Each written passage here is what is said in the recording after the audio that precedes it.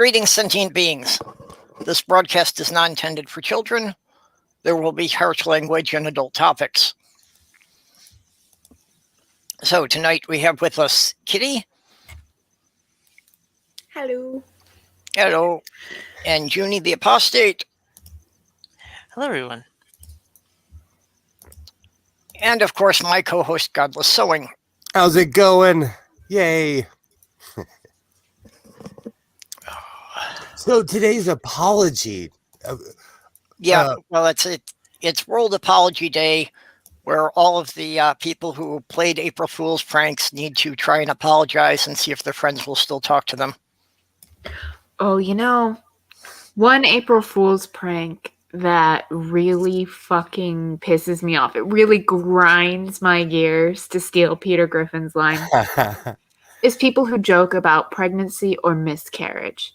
Because motherfucker, there are people that would love to have children that can't, or want to have more children but can't. And that is just the lowest of the low. And fuck anyone who does that. Well, especially the miscarriage thing. I don't see how anyone could find that funny. So my son was watching some YouTuber reviewing channels that do this on the regular. So this is a regular thing that people do. It is so disgusting, it's indescribable. It was so bad I left the room because I couldn't watch even the little 10-second clips of what they were saying. It's fucking disgusting, and you're scum, and honestly, you don't belong on the planet. It pisses me off. Oh, I just noticed my name is still God of Sewing. Well, speaking of God, Granny got me earlier with the there's Doc. Godful Granny. Yep. My damn phone. Yeah, we figured you'd be back in a couple minutes. Oh, it pisses me off.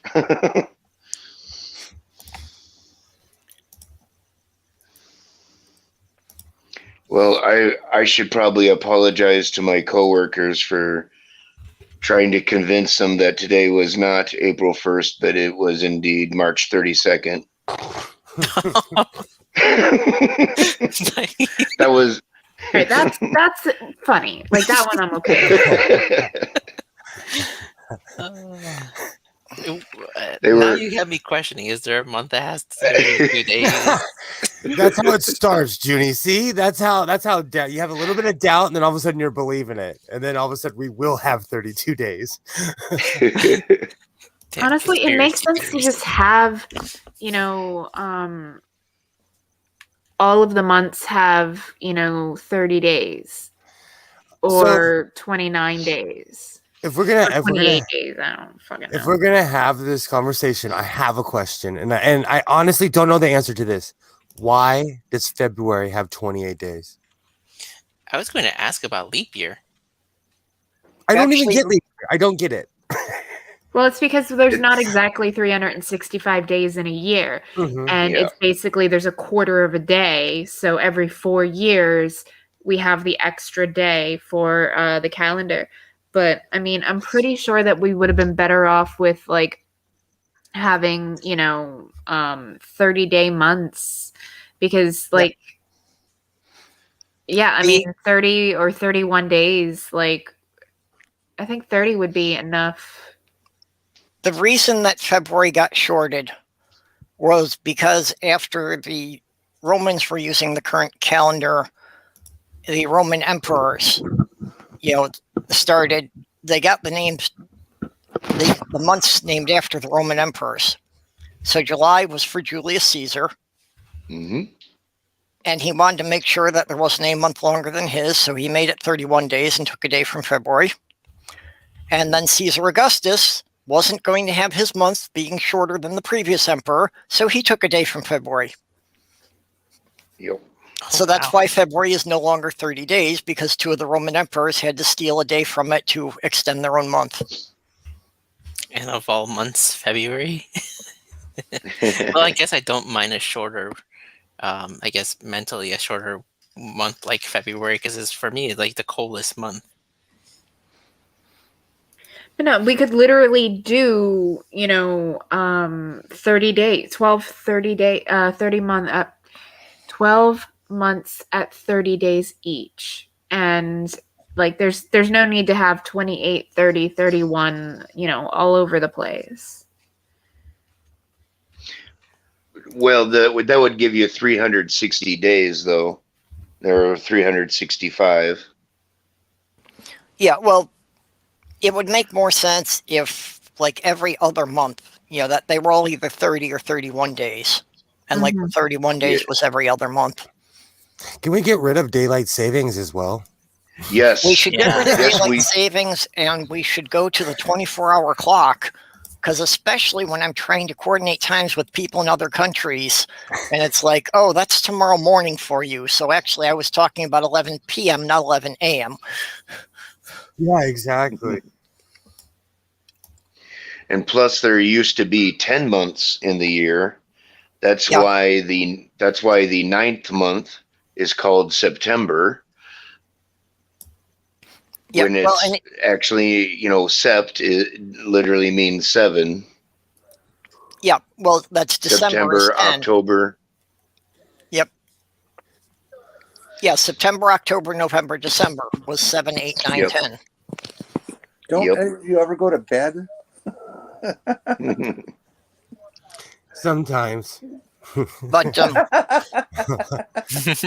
I sleep. This is the time I'm up. I sleep all weekend. When my son goes to his mother's house, I just sleep all weekend. well, and again, until the current calendar, most of Europe ran on lunar calendars, which was 13 months of 28 days each. Which I would prefer, honestly. Yeah, because it was all based on the moon cycle, so it was the 28-day moon cycle. And it did throw it off a little bit at the end. And that's actually why there's, now 10 days between the winter solstice and what we call New Year's Day. Because at the end, they would throw in 10 days that didn't belong to either year. So the old year had ended on the winter solstice on December 21st, and the new year started 10 days later. Someone whip out a calculator, do the math. 365 divided by 10. Well, not 10. 11 and also 12. What does it come out to?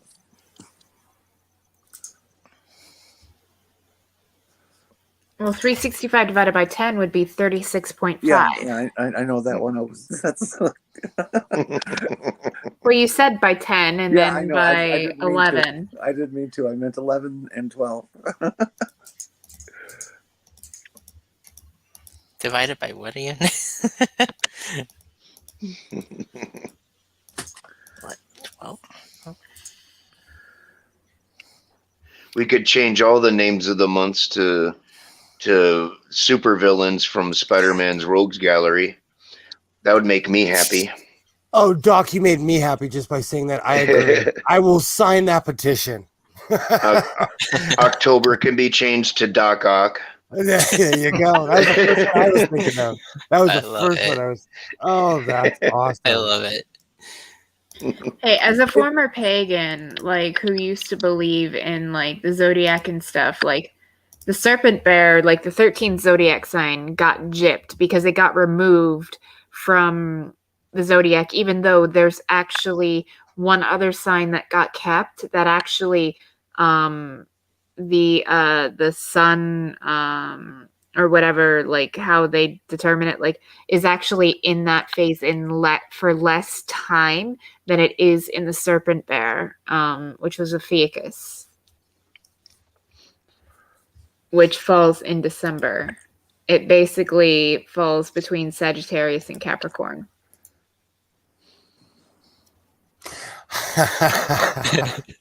You start doing math, you're always going to trigger Sloth Girl.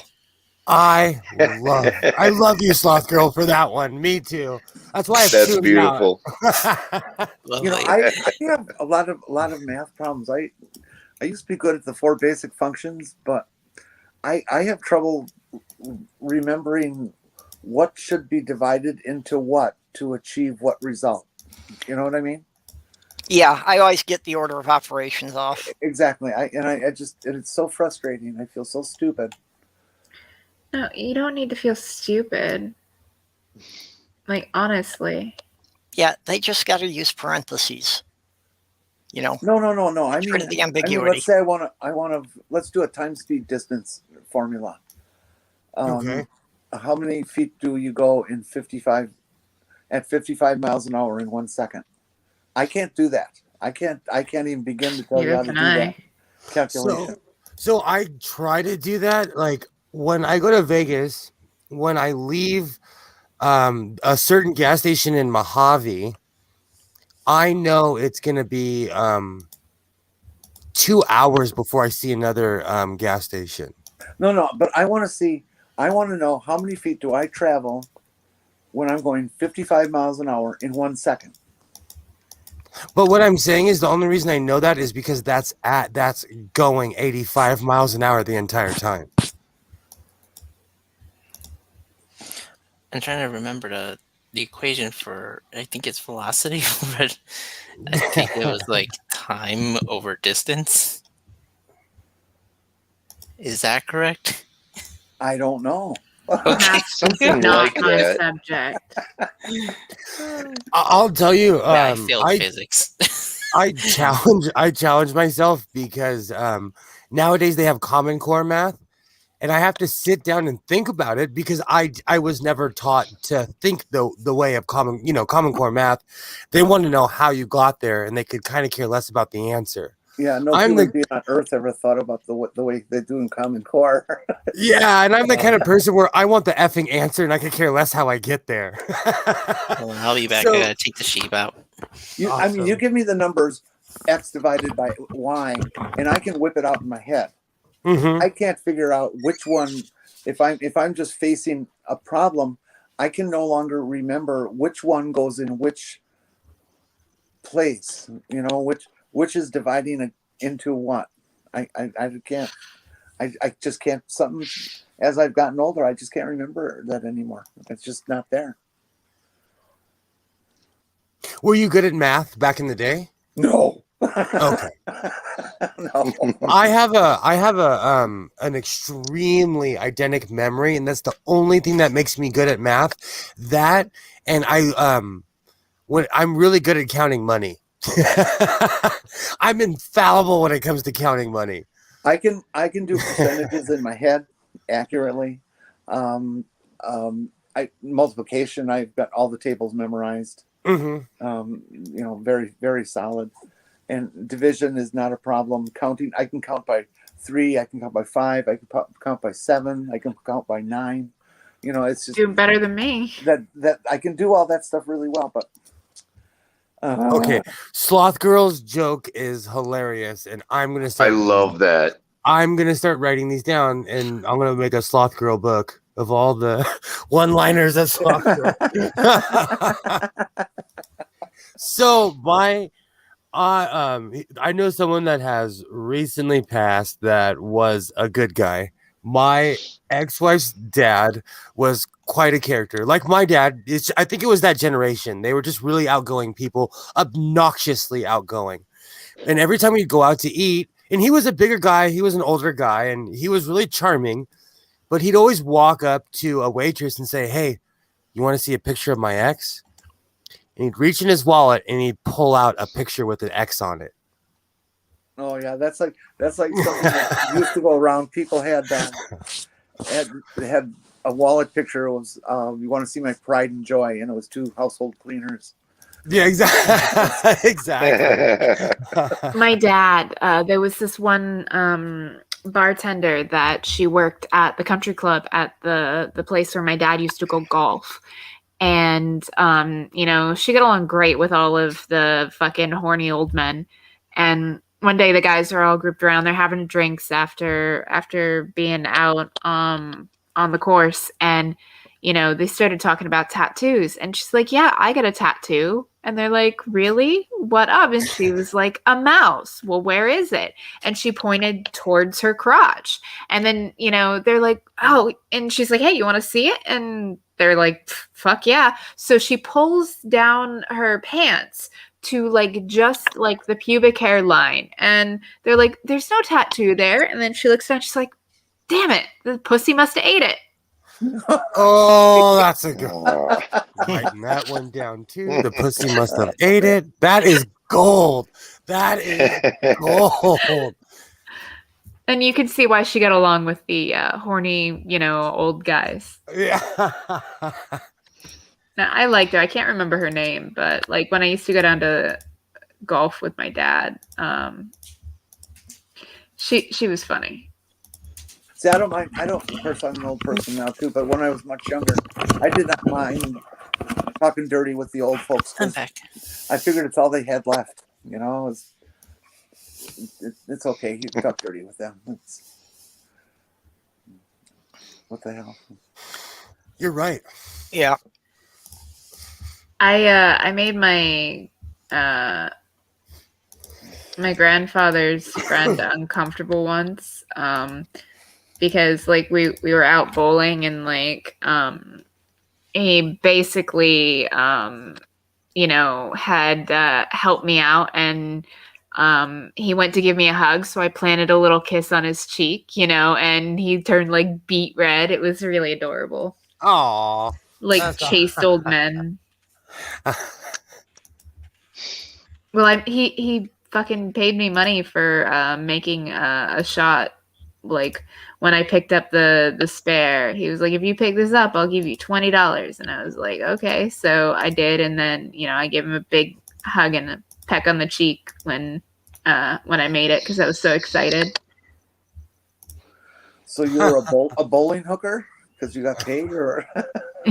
No, like fuck, man. I love bowling. I actually, before COVID, I used to bowl on a league on Saturday nights. Like it wrecked me for 2 days afterwards, but like I'm not gonna let pain take everything I enjoy away from me. Because at that point, you're better off just not being alive anymore if you're not going to at least live, if you're just gonna exist. Absolutely. And Jenny, you shouldn't slut shame. I've done more for less.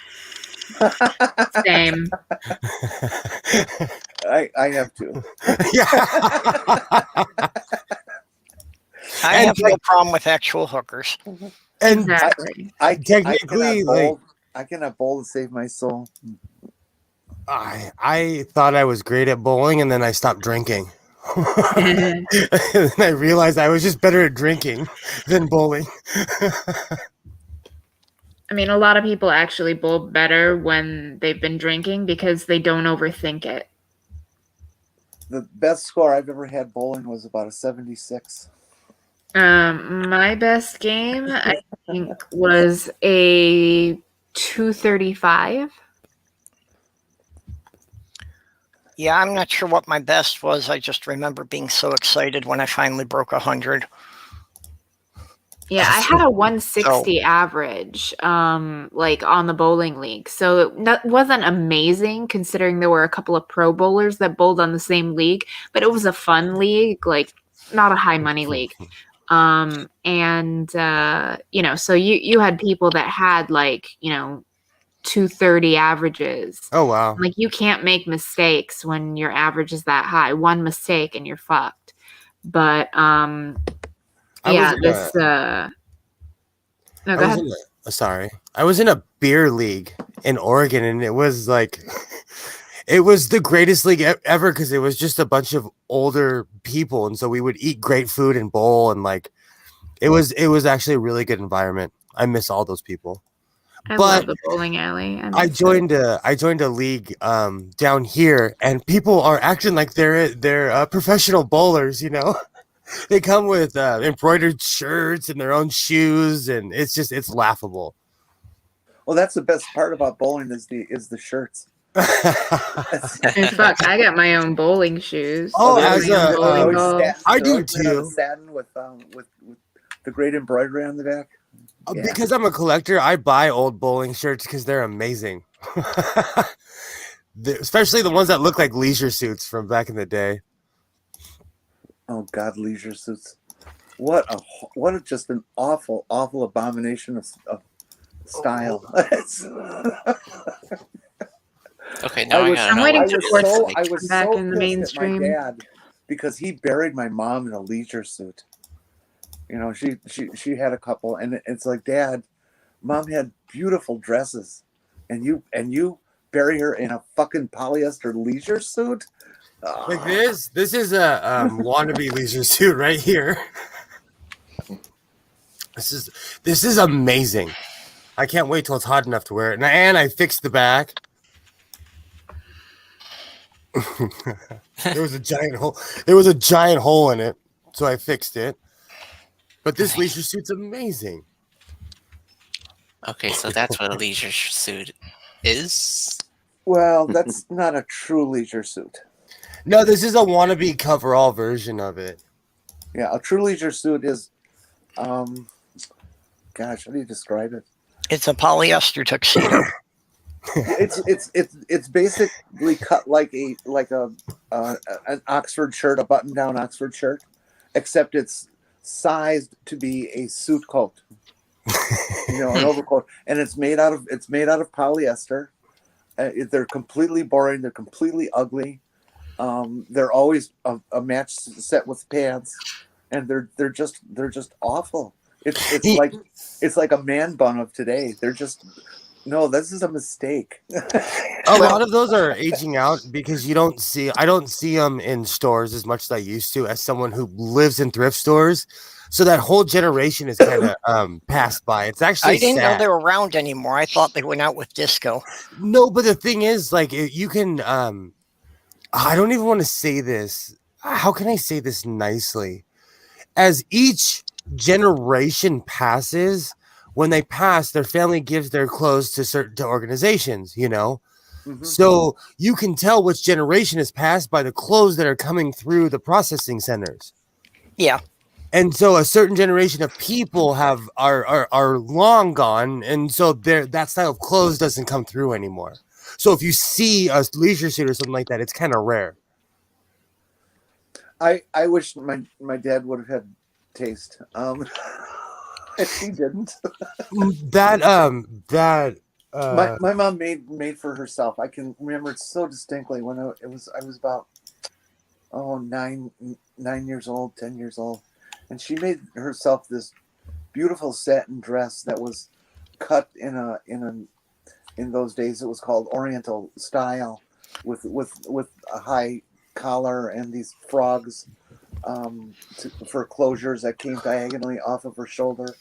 It was a little longer than a typical short sleeve, and it was ankle length, and it was just stunning. And it's like, Oh wow, Dad, how could you? Mom was so excited when she made this thing for herself, that she was just thrilled to death. How could you not bury her in that? A leisure suit. The robe I was wearing yesterday, all day, basically, that was my grandfather's, and it's Pendleton, and it's wool. Ooh. It's it's so old. Like the Pendleton label, you can tell it's hand stitched in.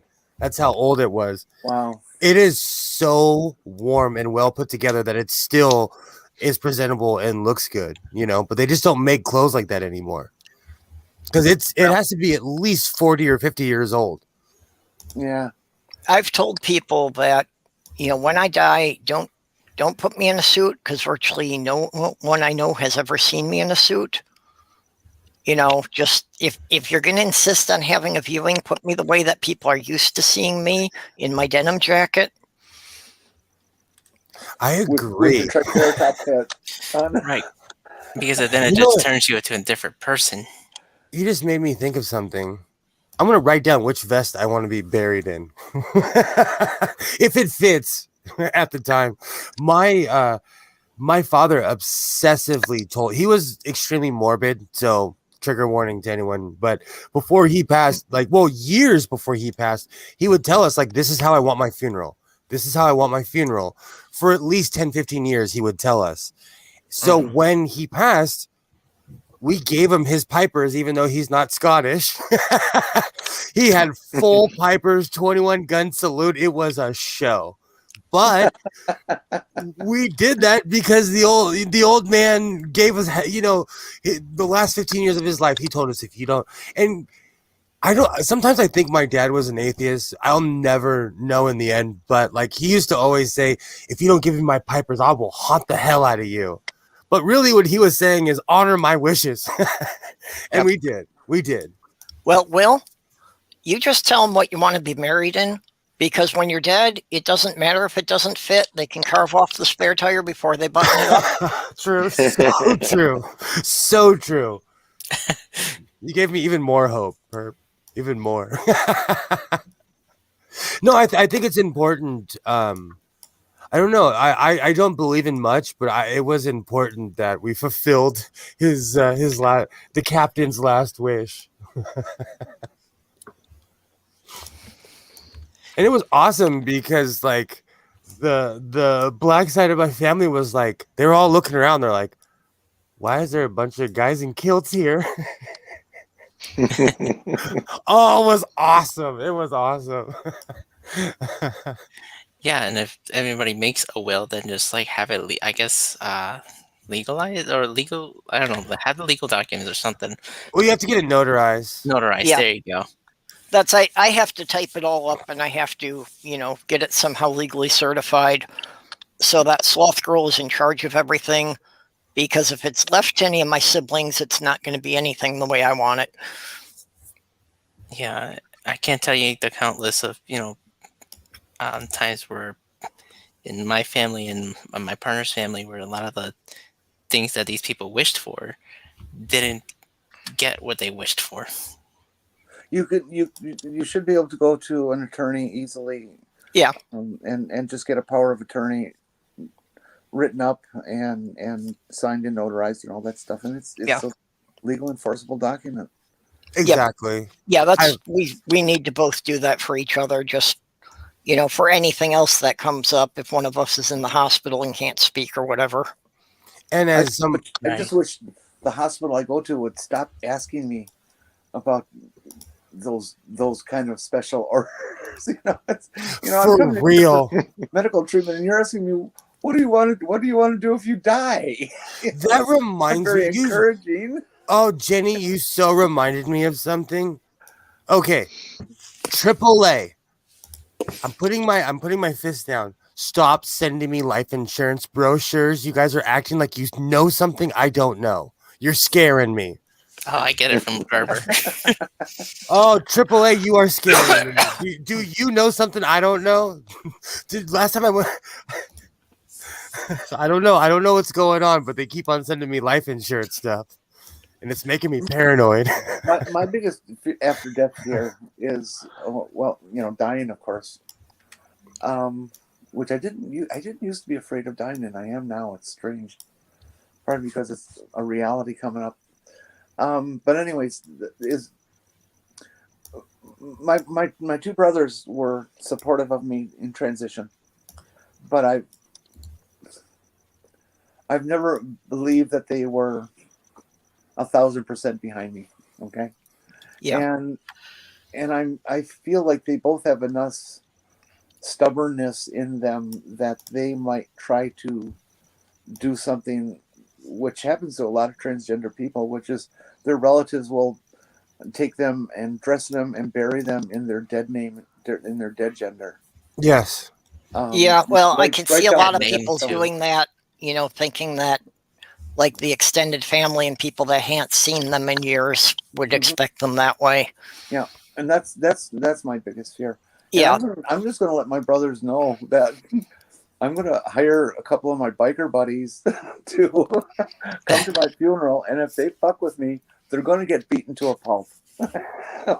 Plain and simple. You can add me. You can add me on that list. I'll show up with a crowbar. All right, deal.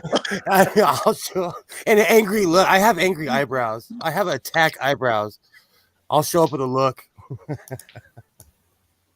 Yeah, Sloth Girl's saying that the ages her parents died, she may only have 10 to 15 years left. Although I think just because we're more aware of things, we're going to stretch that out. You know what? But with modern, on my father's side of the family, I have no idea what the natural life expectancy is, because half of them were dead before the age I am now, but most of that was either drinking themselves to death or an accident related to alcohol. so That's- in my family, the women live well into their 90s, and most men die in their 70s in my family. Yeah, well, I am banking on that. I seem to have gotten most of the genetics from my mother's side. In particular, my mother's father, there was a strong resemblance. But And Will, I'm sorry. Go ahead.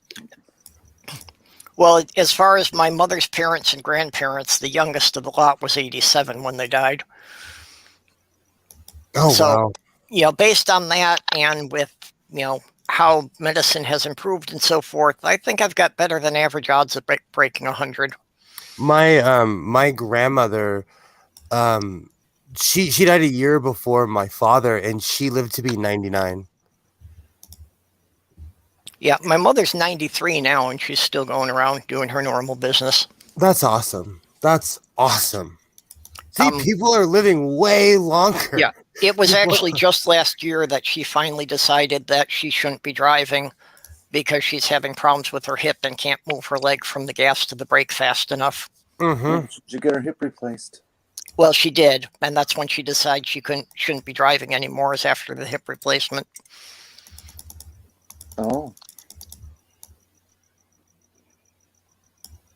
Sloth Girl, I'm scared of the same thing because I have asthma and I smoked for 20 years.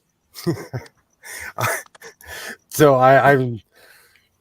But my father, he had emphysema and he lived way longer than he should have because of modern science. So Will, you never know. You might want to consider having a chat with your physician. They have this new method of CT scan for your lungs, and that if you do it once a year, they can pick up on lung cancer when it is a minor nothing, and they can cure it. I'll tell you the honest truth. I'm scared because I've given myself CPOD, and I'm scared to see what else I've done to myself over the past 25 years. I'm telling you the honest truth, because I'm a real life born asthmatic. It wouldn't be a stream if I didn't say it. Yep. And so I've felt like shit my whole life, and honestly, I can't tell the difference anymore if it's asthma or just all the horrible things that I've done to myself. So I don't know. I can understand that, but yeah, getting checked, a lot of the stuff, if it's caught early enough, they can really minimize the effects of it. I do, and I go to my doctor regularly. It's just I've given myself CPOD, chronic obstruction pulmonary disease, so COPD. And I'm just, like I said, I don't want to know anything else beyond that. And people are always like, "Oh, Will, you're so hyper." It's because of the asthma medication I'm on. You know, because I basically have to jumpstart my lungs every morning. Oh yeah, well, my fiance had bad asthma, and that's when she woke up in the morning. Yeah, it was a race to get the coffee ready and get the nebulizer, and just get everything. Yeah, so that she could get started before she stopped breathing. Yeah, exactly. You just described my life. That just became the regular morning routine. That it was a panic for that first 15 minutes every morning. Oh yeah, and that's why. I'm starting new medication on Saturday. That's supposed to help with my COPD. Help me breathe a little better. I walk 30 feet and I have to stop and catch my breath. That's what I'm scared of. Like I'm halfway there, but I still do 100 push-ups every day. I still get on my skates and play hockey.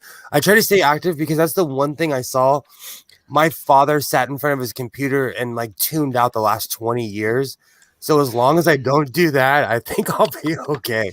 And because he kept smoking though, I quit smoking nicotine. So I don't know. Yeah, but you're still smoking weed though. Like it's nicotine. And you know what? I laugh at people when they give excuses, so I'm not going to give any excuses. But pandemic, I started smoking way more weed when I'm trapped in the house. I mean, you could at least try vaping it instead. It gives me pneumonia because of my asthma. I can't have water on my lungs, or like even. I wish I could Thank vape. you. Now, people keep saying how safe vaping is, and I'm, mentioning to them that aside from the chemicals, you're not supposed to be sucking water into your lungs. As an asthmatic, it gives me straight pneumonia. Like I'm just asking for a hospital trip. I wish I could vape because you blow out way more smoke when you vape. Yeah, and I get that it is relatively safer than tobacco, but it doesn't mean it's safe. Well, nothing is safe, and like I won't say that vaping is safe, but it's about harm reduction, and vaping is a lot safer than inhaling smoke. Yeah. Because there's already moisture in your lungs. So sure, you are inhaling moisture, but and for most people, like they can handle that. I mean, you live in Florida, like I'm inhaling moisture every time I breathe because it's a fucking humid swamp. Exactly. But there's been a not lot of everybody has- marketing going on about how safe vaping is, and a lot of people are buying it as being totally safe. And people need to be aware of that it's not totally safe. You know what? That's all. I think It's the concern deadly. for vaping is the lack of knowledge on the various things that you put in there to vape and how they're made, what they're made of, and what heat does to those chemicals. Chemicals change when they're under the stress of heat. Well, yes, that's a big question with all the flavorings and everything. That what happens when you heat those up and you're sucking it into your lungs. And particularly the people who've tried to do, marijuana THC as a vape product, they've had terrible problems. People have dropped dead from it. Oh, no. That was actually mostly tainted black market stuff because they were using vitamin E oil to basically act as the carrier in the juice for the THC, and you cannot vape that. Like, and dabs. Everybody in the community that knows, that have been doing this for years, you cannot vape in oil. It will fuck you up. And even people that do dabs, that smoke the oil, like their lungs are not right. I know people that smoke dabs all the time and it catches you, but you can't, like people that smoke dabs every day, you're giving yourself asthma. You're going to end up like me. Okay, B says the FDA is in the progress of doing testing to regulate it. And, and it's like you say, there hasn't been any regulation on it. So you don't know who's making it or what they're actually putting in there that might not even be on the label. And I think big disclaimer. Most reputable companies, though, they've been self-policing for years, even before regulation was a thing. They were getting quality controls and lab testing, and at least the companies that I was buying from. But I mean, at this point, for a while now, I've been making my own juice, but that's going to be almost impossible to do going forward because of the new vape mail ban, since the USPS is not going to be carrying any vaping products anymore. UPS, FedEx, DHL, USPS, none of them are carrying vape products, so you won't be able to buy them any longer as a consumer. Okay, now are you sure as far as FedEx and UPS? Because there's a lot of stuff that the post office won't deal with that they will take. No, they announced it when USPS was no longer going to do it. They're not going to be doing it as of the 27th of this month. Okay. The problem I have with all the information and stuff we have about vaping is that it does primarily come from the manufacturers, like you say, who believe that they should do their own checking and research and blah blah blah like that, and that's what the tobacco. So hold on. I've been trying to say this for like 5 minutes. Product is perfectly safe. Okay, but hold on. I want to say something. It's harmful to people like me, but that doesn't mean that Kitty shouldn't be able to get it anytime she wants and smoke it. That's my whole point. Like it'll kill me, but I could care less what other people do. I'm an advocate for legalizing all drugs. I think anybody should be able to buy whatever they want and use it in their own home. But, we need to be sure that you're aware of what's in the products you're buying. Yes, I am absolutely. not Right. advocating banning vaping. I just want better research to be done so that we really know what we're doing. Right. And to I go just- on what Jenny Oh, had sorry. said a moment ago there about that, what you're hearing about how safe it is you're getting from the manufacturers. And yeah, I think we all know that across the board, it's been a really horrible track record of anything that the manufacturers were supposed to police themselves that they wanted to keep the government out of. Well, the thing is like the reason why they were doing it is because they didn't want it getting banned. And Yeah. like there's CASA, which is a consumer advocacy group for safer alternatives to smoking. And they promote everything that's not combustible cigarettes, patches, gum, snus, vaping, and ultimately it's about harm reduction. But a lot of the companies, it's not like big tobacco. Like this was not only like a hobby industry, but like also like a community. Like there's ECF, the Electronic Cigarette Forum, and there are people from literally all over the world that come together. And a lot of the businesses that started up were actual users of the products that really believed in it and actually wanted to help others quit smoking using something that is safer, not safe, but safer. I agree. It's like the patch. It's meant as an aid to quit smoking. Even though the first time I used the patch, I got hooked on it. And the second time, it burnt my skin. And like I said, it's not for everybody. So, did you get up to a 10 patch a day habit? Well, I liked that. I'm a shocker. Even without coffee, I'm a naturally hyper person.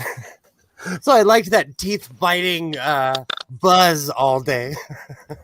I legitimately tried to quit smoking when I lived in Oregon because in Oregon people were more outdoorsy.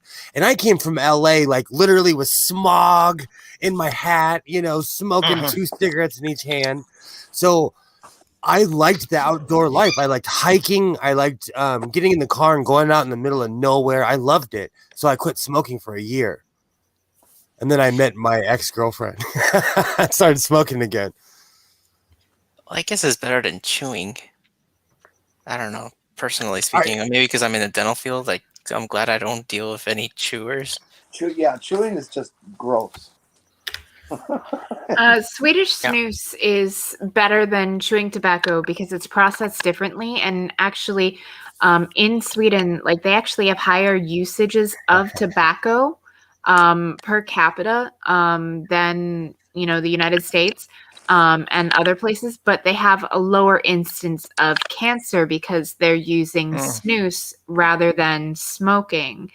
And snus, it doesn't make you spit. Like I've used it because what people don't realize is that cigarettes, it's not just nicotine that you're inhaling. There's also alkaloids in there, and some of them have been known to act as antidepressants. So when I was quitting, like I felt like I was missing something while I was vaping something I wasn't getting from just the nicotine alone. So I used snus in the interim to kind of help, bridge that gap until I was able to get, to where I am now. My father, and even now, I'll still use snus every now and again. My father chewed tobacco for more than 60 years. And aside from being gross, he also developed 3 different types of cancer from it. Although, to be fair, you can't say it was all the tobacco that he was working with. He was a carpenter, and in the 70s especially, there were a lot of questionable building materials going into homes. So Asbestos. Yeah. whenever I work in a building, the first thing I do is find out what year it was built. The first thing I do is because of asbestos, because it is a killer. Yeah, well, I became desperate to find like cheap homes, even if it had asbestos. But then learning that it's a very difficult and I guess it's an expensive process to get rid of. Yeah. So it wouldn't have Even, made any sense. Well, I had a- it's an expensive thing to get rid of because basically the regulations require a crew in hazmat suits to bag everything up. It's just Serious. crazy. It is. I think they've taken it a bit far. I mean, I understand the problem with it, that you don't want to inhale it, but I think In they've gone the a bit automotive- extreme on making it impossible, because there's a lot of buildings, especially like old schools and office buildings, that are sitting abandoned now because it's too expensive to rehab them. In the automotive business, asbestos was used for insulation in cars, along with mineral papers. Brake pads, brake shoes are all asbestos. Clutches are all asbestos. Yep. Mm-hmm. And I spent several decades breathing that in on a daily basis. I worked at this one place where every time somebody had an oil change, part of the service was that the guy would take off the wheels of the car, pull the brake drums, and clear out all the brake dust at each wheel. And he did it with compressed air. And so the entire shop would fill up with asbestos, and to the point where it was cloudy, and you of course could see to the other side of the garage, but not very good. And we're talking about 15,000 square foot building here. Mm-hmm. And he would just fill the place 2 or 3 times a day.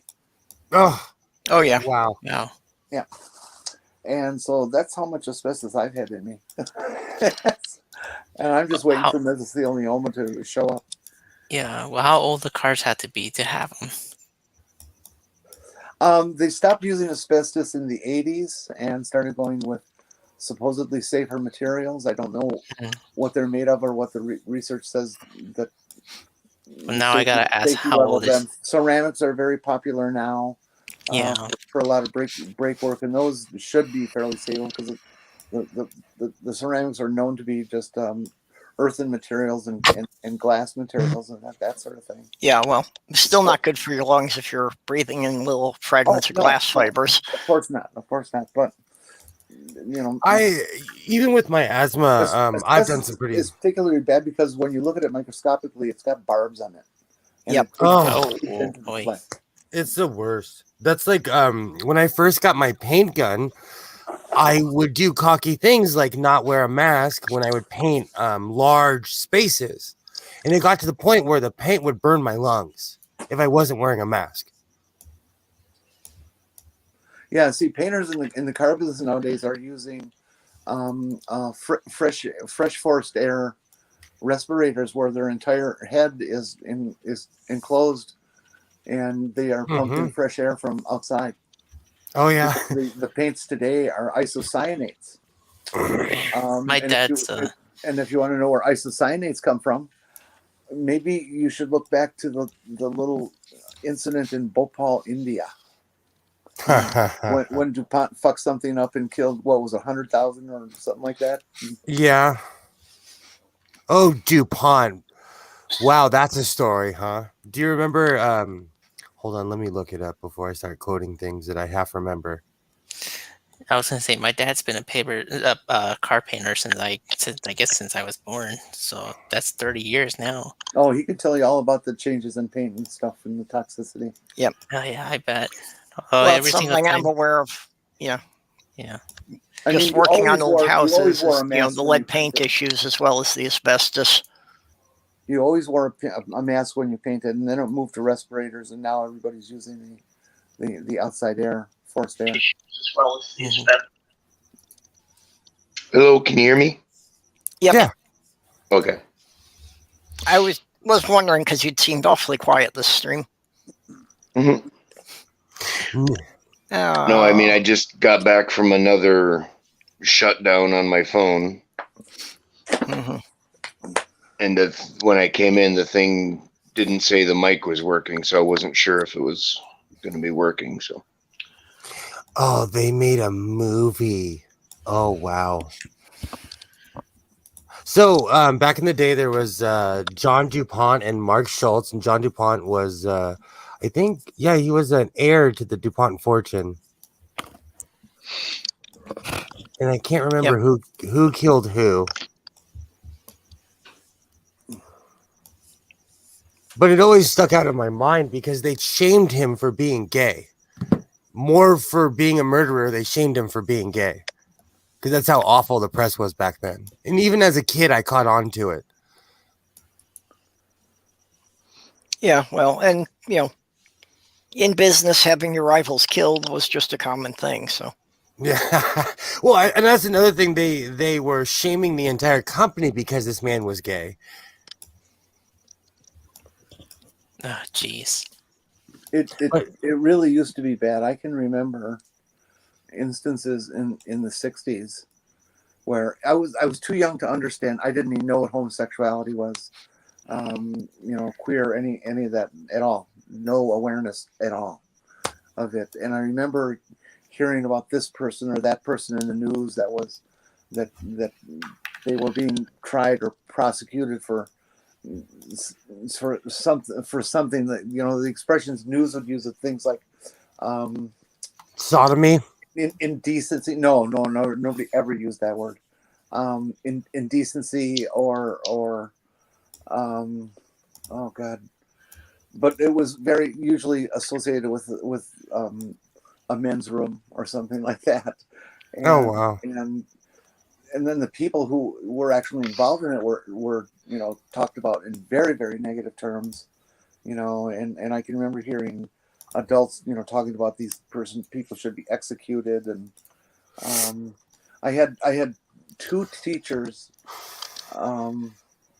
in school, one in junior high school, who had something gay going, and they got caught, and they were instantly gone the next day, just gone from school. They didn't exist. Their classes were divided. The students were divided up into other classes. It was not spoken about. It was not, explained or anything. They were just gone. And then you find out later what really happened. And the one guy I'm thinking of was an English teacher. Really nice guy and everything. And apparently he was just caught coming out of a gay bar downtown. And he was arm in arm with his buddy, lover, whoever it was. Oh, the horror! Don't ever catch me in Vegas. Oh, the horror! And that was it. That was his career, his life gone. Yikes! Wow. That's awful. That is. That makes me angry because, and I think people need to know that, so that we realize how much, how far we have come. But we still have, miles to go. Yeah, ways to go. Definitely. Well, and we're facing a period right now where the religious right is exercising their power with the Republican Party and trying to push it all back 50, 60, 70 years. Yeah, they want to go back to the 1950s. When they're done torturing, But they don't want to go back to the tax rates of the 50s. When they're done torturing the transgender people now, they're going after LGBT. Mark my words, they do not like them either. And they lost the marriage fight, but they're still going to come at you again. In any way that they can. They will find anything that they can. And on that same note, I was just thinking about how we have a house on the block that's a rental.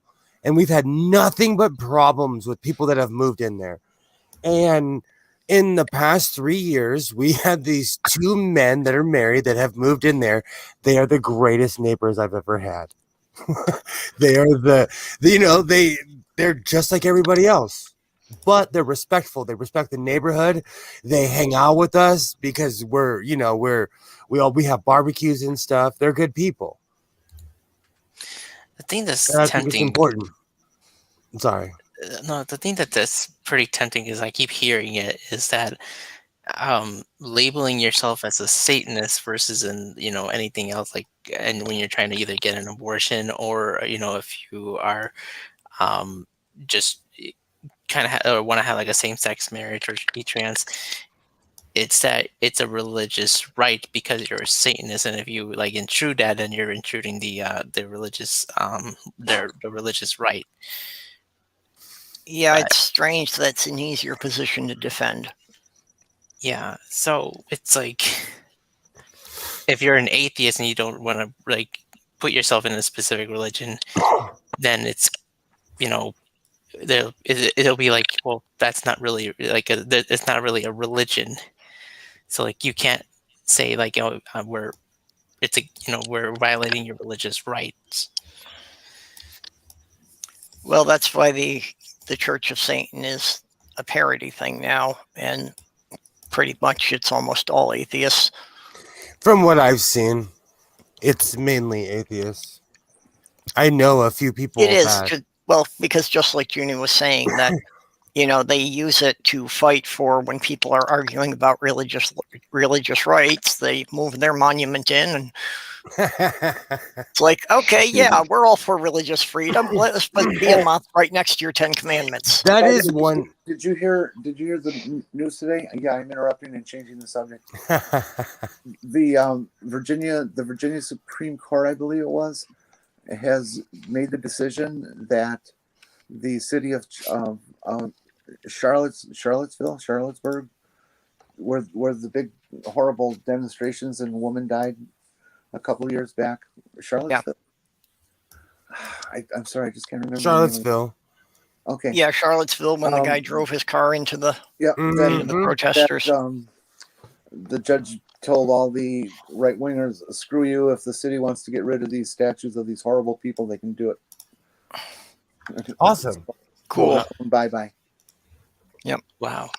I like B's idea where you put them like in a field somewhere or in a museum and say, hey, this is a hall of losers. This is what third place looks like. Well, yeah. Well, there's museum for, I guess, a lot of different things. So I like that, actually. Yeah. I was just going to say, I agree with taking them out of public view, but I kind of disagree with destroying them outright, because just for the respect to the artist, absolutely, that made the thing, and also historical acknowledgement. You're gonna get me canceled. But put them. But but I mean, put them in a museum or something. Is. I'm okay with them being historical in a museum. Preservation.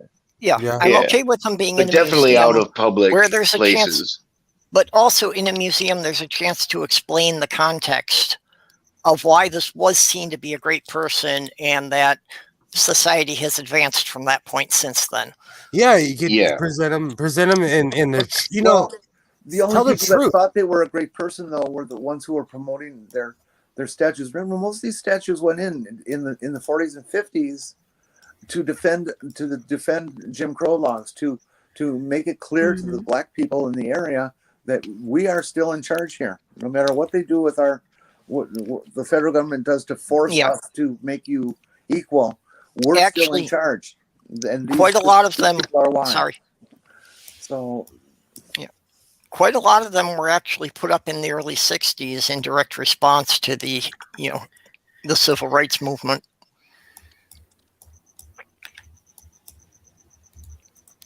Like I said, we should call it the Hall of Losers and remind people that some prices are too high. If there ever was a Hall of Losers, I hope they put the gold statue of Trump there. Yes. Along with all that thing was made. Hey, Jan. Hey, Jan. Did you have a productive afternoon then? Kinda. Hang on, let's change. I'm tired, Jen. So, what did you think? Jen, yes, definitely tired. So tired, Jen. What did you think of that picture that I sent you? Do I have another fan or what? Have you shared it with anyone else? No, because I'm polite and I'm not into shaming. We don't want to Send see it your to Jenny.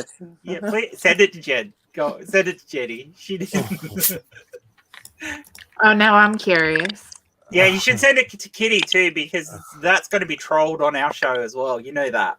No, it's just actually I did say something before the stream started. It's just I don't know, I'm too nice sometimes, because in real life, see, it's different.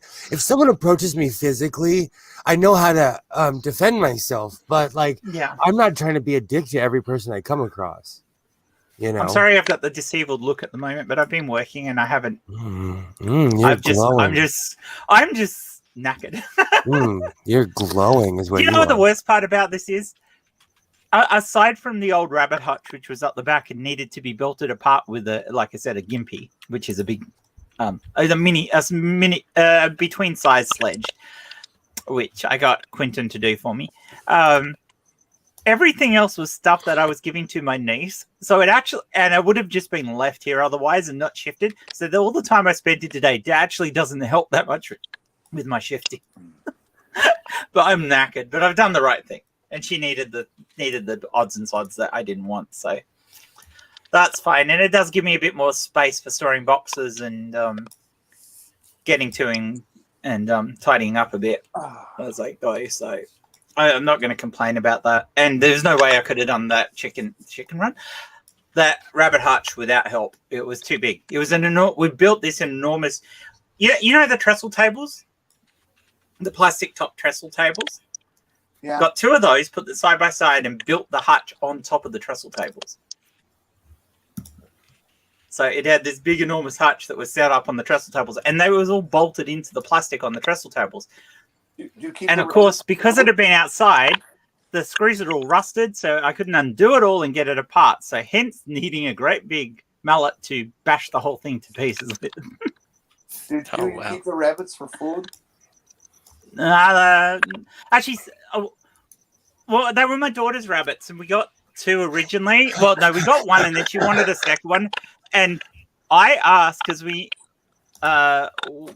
we got the first one was sexed by the person we bought it from, and they got it right. And we asked the second one that she bought, we asked what sex it was, and they got it wrong. So we ended up with a male and female, and they had babies. Uh-oh. That was hilarious, though, because I didn't even realize she was pregnant. I walked outside one day to feed the rabbits, and I go, fuck, there's rats in the rabbit cage. It wasn't, it was baby rabbits running around in there. Baby rabbits look like rats, by the way. They do. They really do. And that's another thing. We should put the 10 Commandments in the Hall of Losers as well. Sorry, Jen. Sorry. Yes. So of those rabbits, we kept one, but unfortunately the mother died not long after she'd given birth. So that's why my daughter wanted to keep one of the rabbits. And the one that we kept was the one that fucking died, wasn't it? It died too. It died of heat. Yeah. Oh, that's terrible. The father lived for like 4 years. And he only died because he got an ear mite, and we didn't realize he had it until he was already listing with his head. And at that point they don't have long left to live. So, but I wanted to keep guinea pigs for food. There were 7 babies. Of them, there were 3 pure white ones, and they went to a pet shop and hopefully ended up as pets for somebody. Or they were adorable with rabbits. There were a couple of mixed ones that weren't as nice looking. We had it for a friend who raises rabbits for food, and she came and got them, and they would have ended up going in a pot. I will guarantee they ended up in a pot.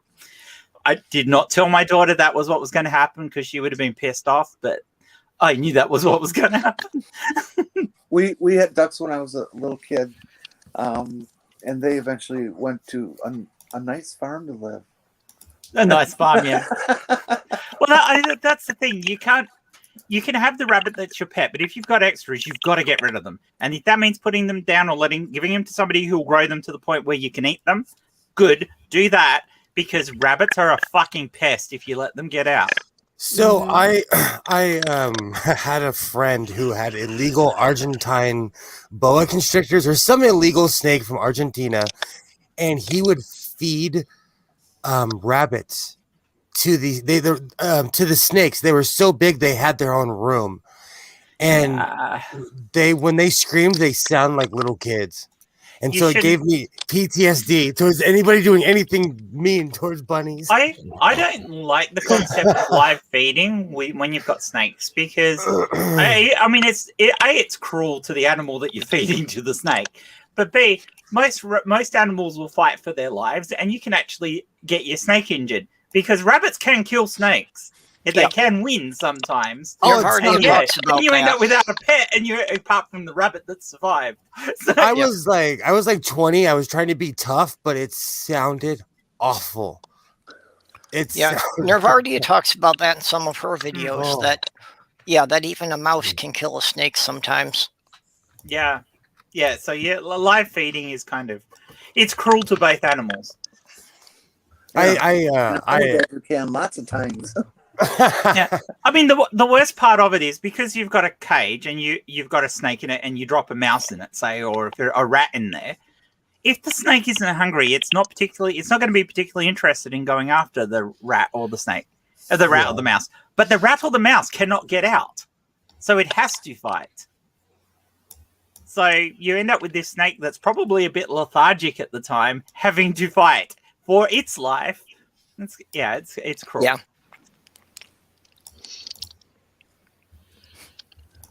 And they will there are very few pet snakes that you can't teach to eat the recently dead mice. Nervardia says she gets frozen ones. Yeah, she gets frozen ones and just thaws them for them. Yeah. And that's fine. As long as they're relatively fresh when you give it to them, they'll generally eat them. If they're used to it. If they're not used to it, then you're a little screwed.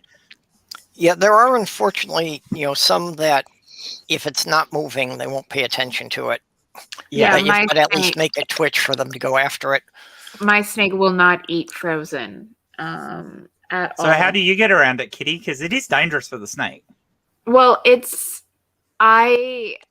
I know, I keep it on a set feeding schedule so that I know that he's hungry. It's going to be hungry enough that it'll quickly eat it. Mm-hmm. Yeah. And most people also who keep snakes don't know what they're doing. I watch him while he eats just to make sure. And honestly, the mice that I get are kind of dumb.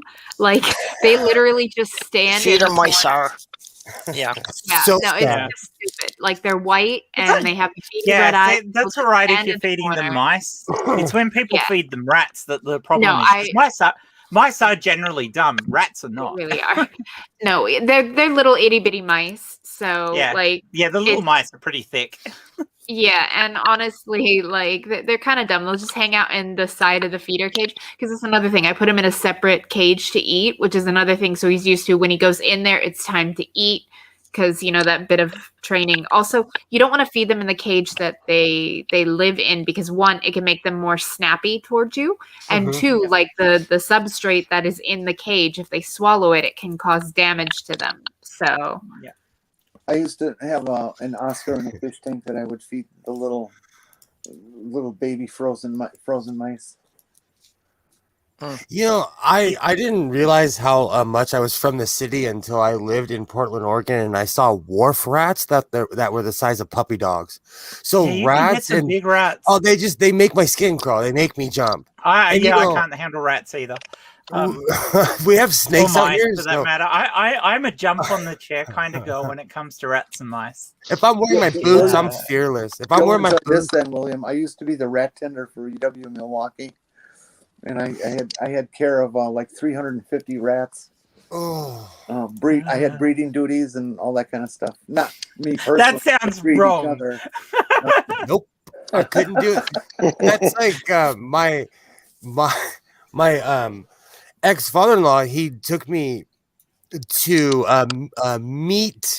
he took me to a slaughterhouse, and he looked at me and he was like, "Don't puke," and I couldn't take it. I walked out. I couldn't take the smell. I couldn't take any of it. I walked back in, because I had to show how manly I was. Good old toxic masculinity will help you do all kinds of stupid shit. But it was, I know my limits. If you keep mice, don't forget to feed them because they will eat each other. Oh yeah. Yeah. Rats. I don't know if rats do, but mice go cannibalistic within a very short space of time. You'll come out and you'll find all this blood in the cage of one mouse. If you have mice in a litter, you better separate the male and female. Yes. That male will eat the baby. And actually, when it comes right down to it, in an enclosed environment, virtually any animal will become cannibalistic. True. I know I would eat humans. too if I had to. I was to say, even humans. Well, yeah. Imagine what you can do with a mallet and a little fire. Or I'd eat you if you let me. You know, I live near a really big farm. I'd become a vegetarian before I would start, eating people. Just eat the I would grass. have less problem eating the neighbors than I would eating my cat. See, that's For one different. thing, the cat will give me a much more intelligent conversation. well, what about? Well, what I about vote that, we eat turfs first, even though they'll be a little bit tough, but you can tenderize them. See, I'm from California. All my Just neighbors pineapple. are skinny. Ah, I'd I have hate to line. pineapple. All my neighbors are skinny. I'd have to line them all up for a meal. But here's the thing: pineapple has bromelain in it, which is a meat tenderizer. It breaks down Yep. proteins. Yeah, that's why it ruins cheese. Yeah, that's why actually when you're eating pineapple, it is digesting you before you start digesting it. And there goes pineapple. Yeah, Bye, pineapple. I'll miss you. it's the same enzyme that is in most carnivorous plants. You can still eat pineapple, babe. Just don't expect me to eat it with you. I love. No, Yeah, I you will. should.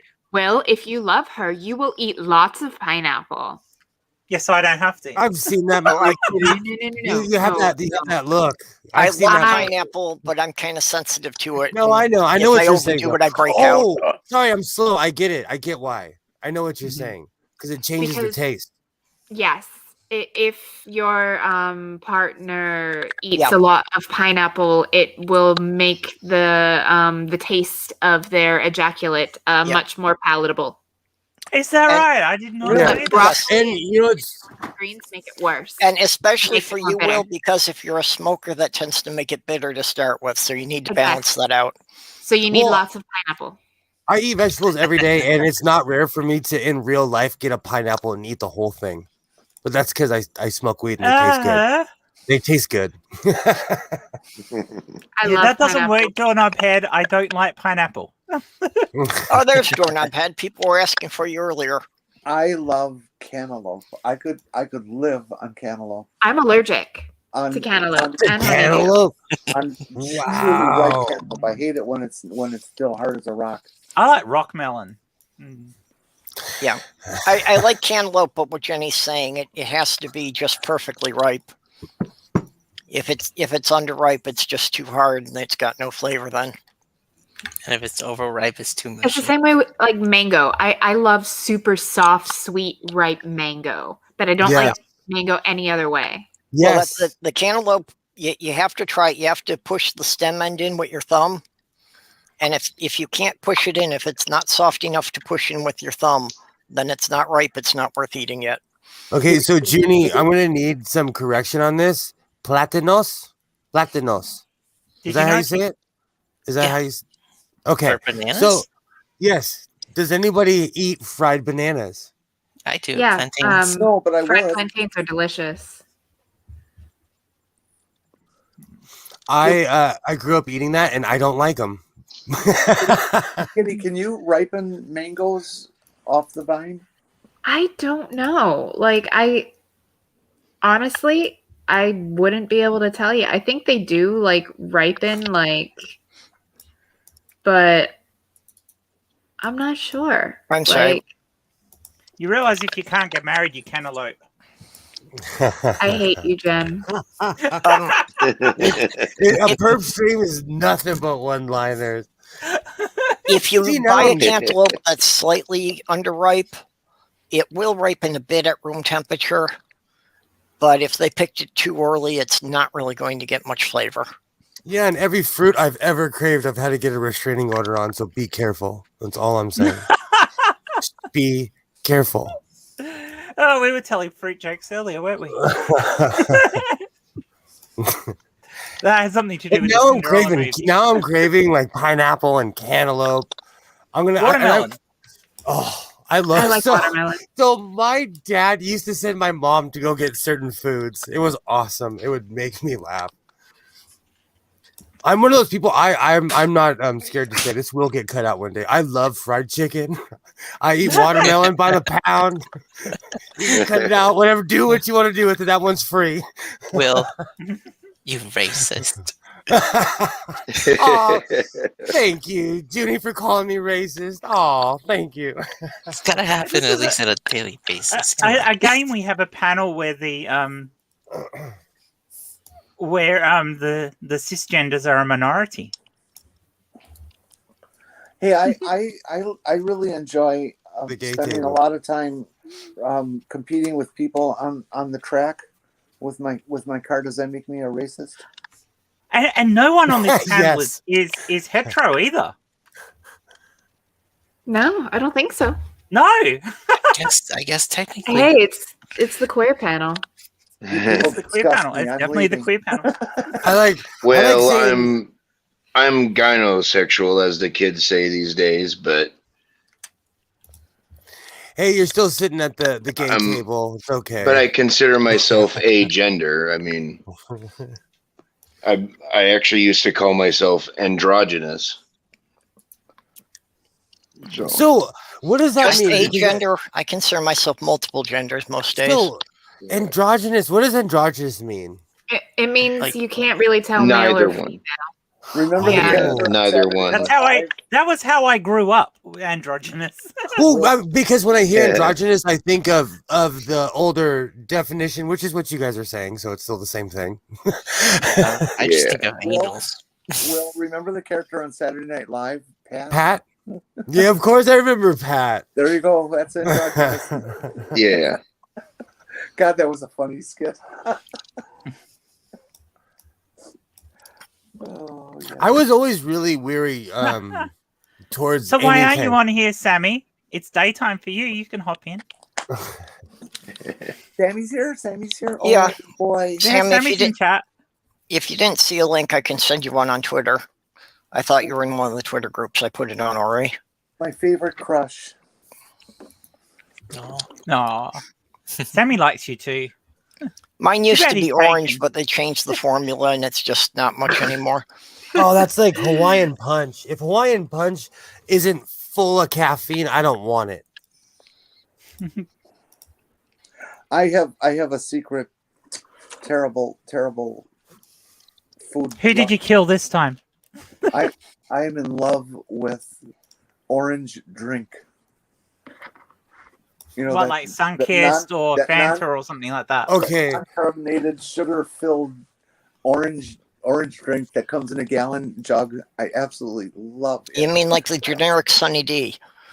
Yeah. There's no nutritional value whatsoever. I know exactly what. Artificial orange taste, and I just Well, this is my fake Pepsi that I picked up yesterday. Black So and gold. I'm gonna. Oh, I've been waiting to see one of those. I'm gonna say something that's probably gonna get me kicked out of a few clubs. So I didn't drink soda until I was 25 because my parents raised me semi-strict. Okay, I didn't Semi-strict. discover grape soda until I was like 35. wow. Yeah, What? I have a grape soda habit. I don't talk about it. I love grape soda. But they sell it at the 99-cent store by my house. So I go in there and buy an embarrassing amount of it. My most absolute favorite artificial fruit taste is maraschino cherries. yeah, I was going to say cherry flavor. I could eat those by the gallon. It reminds me of booze too much. I wanted to buy, at Sam's Club and stuff, you can buy like a 2 or 3 gallon jar of them. And I got that. I've gotten that for my son before. I've He wanted to loves buy them. that, and then blend up the cherries into choppy kind of stuff like you'd find in jam or preserves, and then use the juice to make maraschino cherry jam. I think that would be so good. That's way better than that time I Okay. ate 10 pounds of cherries and I will never eat a cherry again. I went cherry picking years ago and I will never eat a cherry again. Not because they're horrible, but because I ate like 10 pounds of cherries. I do love the machino cherries, and I do like sometimes putting a slug of the juice from the machino cherries in my when I mix the ginger ale and whiskey. When I was a kid, I I'm like not it sure with how. Sprite. I'm not sure how long like cherry Pepsi Oh, has talk been about around. food. but that was like the drink that I like aspired to have when I was a kid. I'm not sure why. As a prepared mix in a can or something, it hasn't been that long. But cherry Coke and cherry Pepsi have been around since the 50s, and maybe before. Gotcha. Except you had to mix it yourself. Yeah, I was at my dad's shop where they had a pop machine, and I guess they were advertising for that, Pepsi Cherry, and I was like, oh, I've been wanting to have that, and every time I went there, that's what I got. Mm-hmm. I just got to share this with everyone. On Wisconsin Public Television, there is this show. It's run by a guy named John McGivern, who came on the Wisconsin TV scene in an explosion one year when he gave up trying to be a celebrity in Hollywood, and he came home and he's just absolutely gay as all fuck. And a lot of people don't realize it, but he is, and he says lots of things that say guarantee that he is. So it's not like I'm making assumptions about him. But anyways, he does this show, and what it is they go to small cities in Wisconsin that everybody knows and heard of, and population 50,000, 30,000, 60,000, whatever, and does a whole half hour just on that town, and what they're like, the features that they have, from industrial to arts and crafts or restaurants or just tourist attractions and stuff like that. And it is just one of the nicest, most wholesome, sweetest shows I've ever seen. That sounds cool. And I'm sure you could watch it on the internet if you go to Wisconsin Public Television and download it and stuff. I'm sure that you could see it. If you want to learn about Wisconsin, watch that show. It'll blow you away. Is it on YouTube? I don't know. I haven't checked. It may be, but I kind of doubt it. Just for Slothgo, considering she already made the chicken in the egg joke. It's called Around the Corner. And it's called that because it used to be, when it first started, it was a Milwaukee public television production, and it was just about the various neighborhoods in Milwaukee, and it went for like 2 years because there's so many different neighborhoods, and it was incredibly informative. And your own hometown, you'd realize how much you didn't know. That's awesome. Oh man, this is time consuming. So, in California, we had a guy named Huel Hewitt. He would go around California, and he did it for years. Yeah, Sloth Girl sent me some memes, so I love that. She always sends me some memes on Twitter to use in the streams.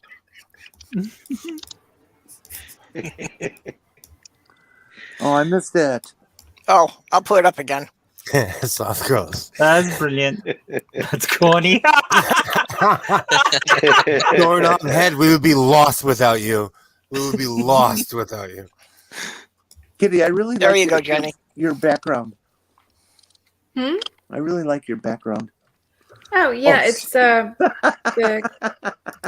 camera software that I'm using. Hey, Sammy. As an Iowan, I find this cartoon to be very offensive. That's just because you're jealous of Indiana's popcorn. How are you, Sammy? Hey, Sammy. I'm good. Bit bugged. Only Midwesterners. You and me both. Is that right? I am so sick of packing stuff and moving stuff around so we can shift house. And I'm done. I don't want to do it anymore. Moving's always a major pain. That term shifting still messes with me a little bit.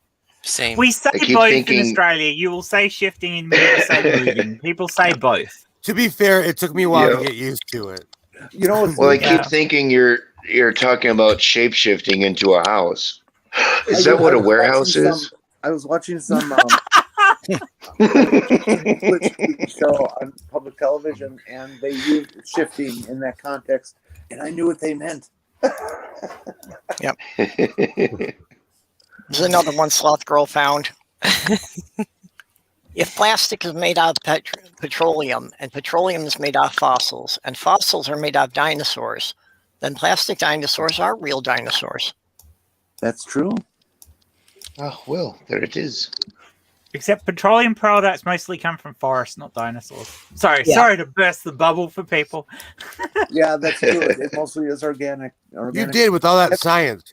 It's mostly either from plankton beds or from old forests, not from dinosaurs. And mostly plankton, even more so than forest. Yeah.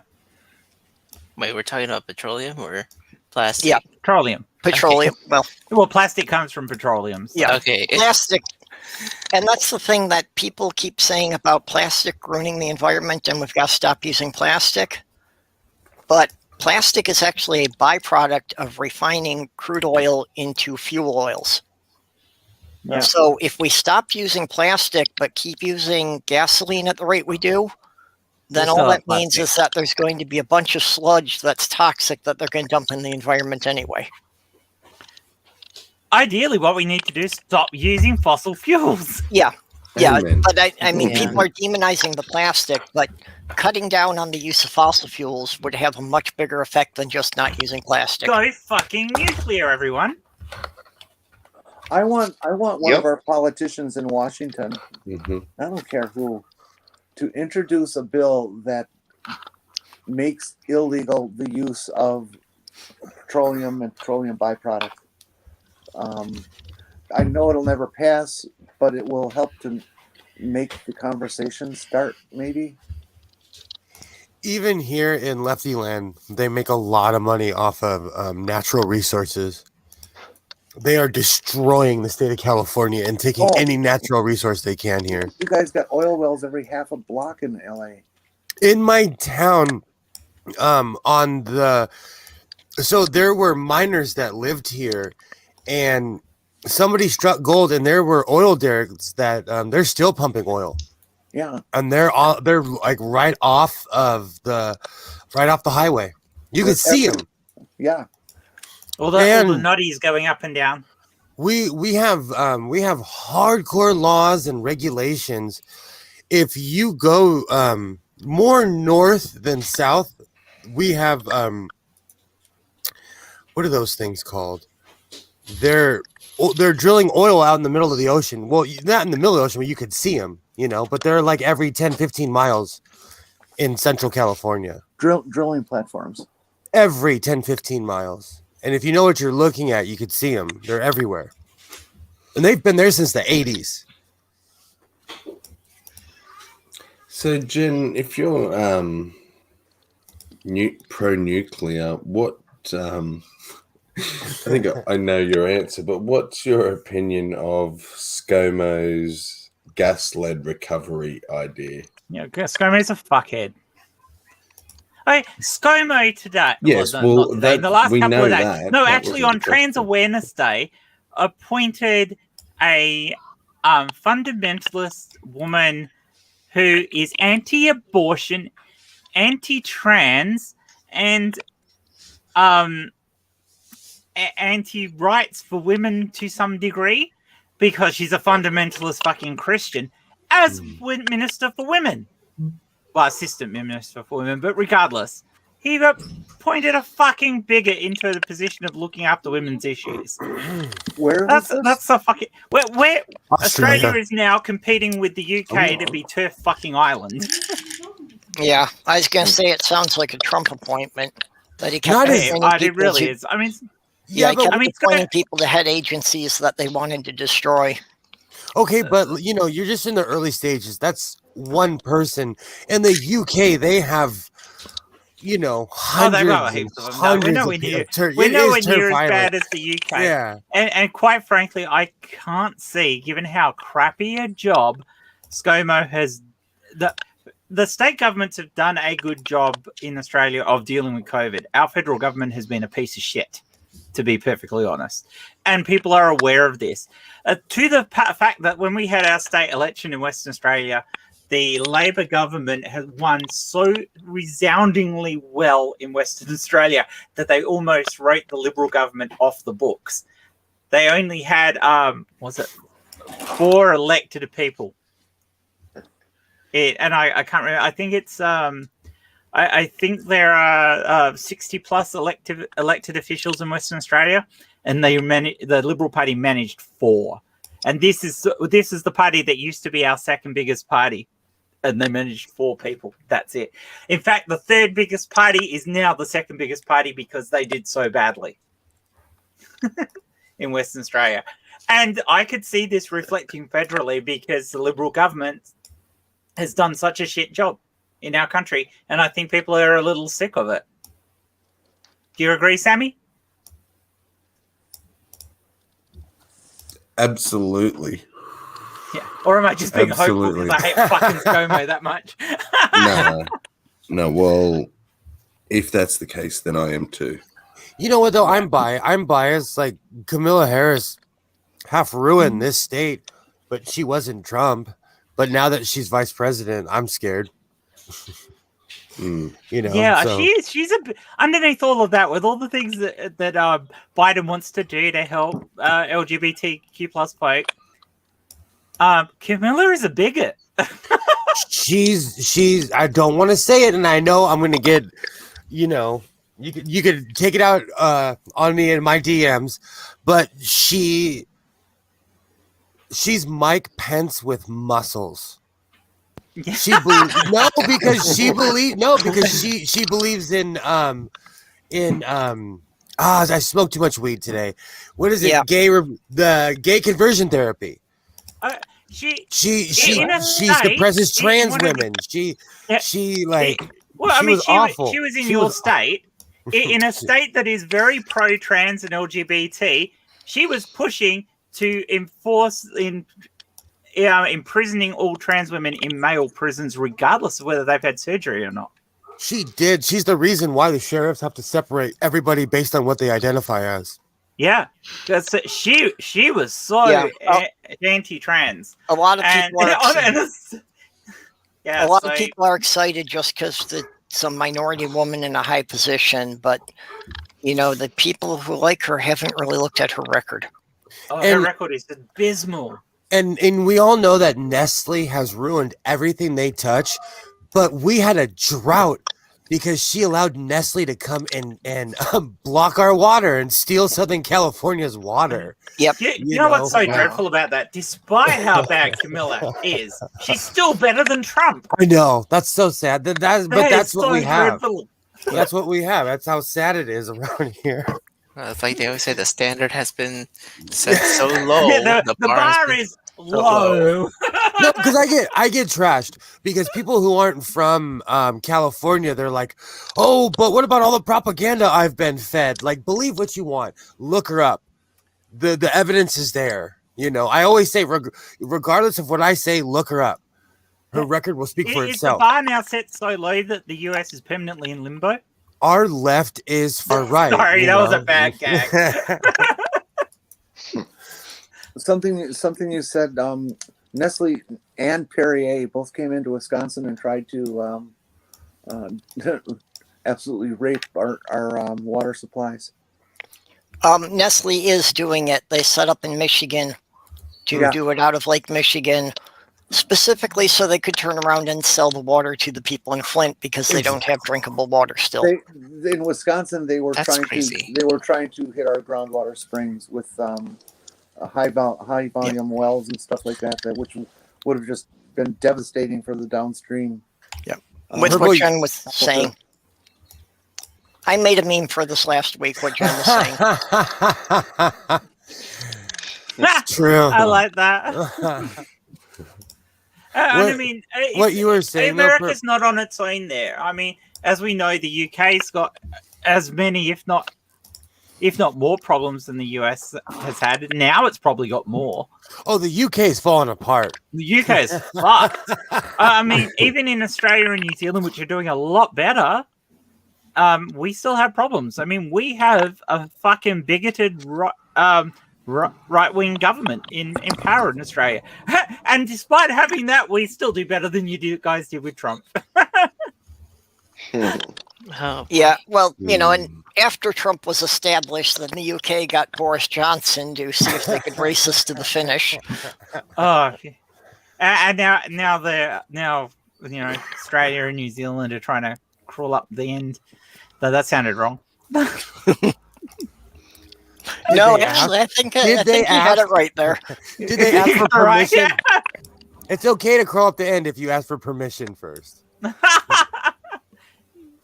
Well, I'm pretty sure. Did the Canada US go probably that asked far that we're permission with gerbil in Trump, other and countries? Trump just nodded his head, thinking, but Biden probably wouldn't have liked it. We've been there for a while, Perp. There was a cartoon meme. There was a prime minister.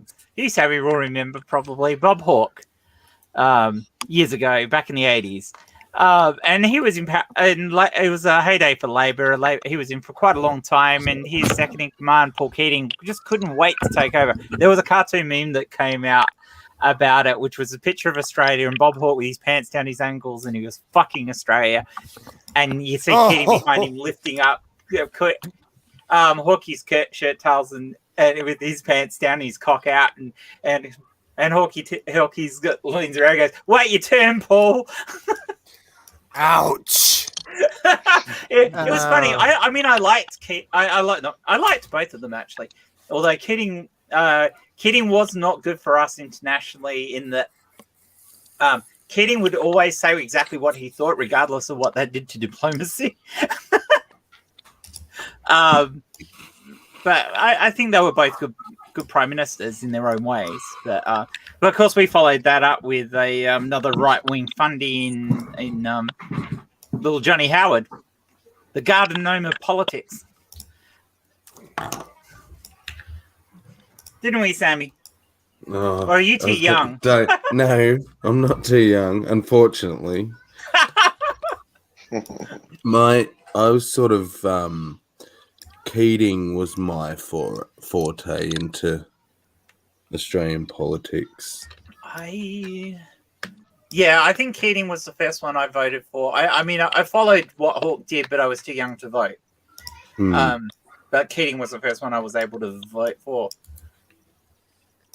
And then I spent a very long time voting against the Liberal Party because I hated John Howard. I hated John Howard when he was our treasurer, and I was young. So there's a lot of really famous John Howards. Yeah, the Australian John Howard looks like a garden gnome. He does. He does. Yeah, you put him in green with a little hat, and he's a gnome. You see, that's why you should just shave it. I almost have the same haircut as him. That's why you should just shave it. Ugh. When it gets and that he's got bad, those big, enormous, bushy eyebrows, which just looks so weird. John Howard was an ass. He's a lovely little man. Oh, his eyebrows are thicker than mine. And he was in power for way too fucking long. I'm a firm believer that we have a democracy so we can get rid of the cunts after a while. And as much as I hate the Liberal Party in Australia because they are stupid, I would still vote for them if Labor was in for too long and were dragging their feet. But we need to get rid of the Liberal Party we have at the moment because they are more corrupt than Labor were when Labor got ditched when they needed to be. Labor need to stop putting people who can barely even conjure a sentence in power. Yeah, see, this is a problem that we have in this country federally, is that the people at the top in the Labor Party are not good orators. They are not good at talking to people and expressing policy, which means the public is going, how can we vote for you? Whereas the Liberal Party do have people who can talk. Mostly they talk bullshit, but they can actually talk. And at least 50% of the public is below average intelligence, and they will just vote for the people who can talk. I should go into politics. I can talk. I was about to say, are you running for office right now?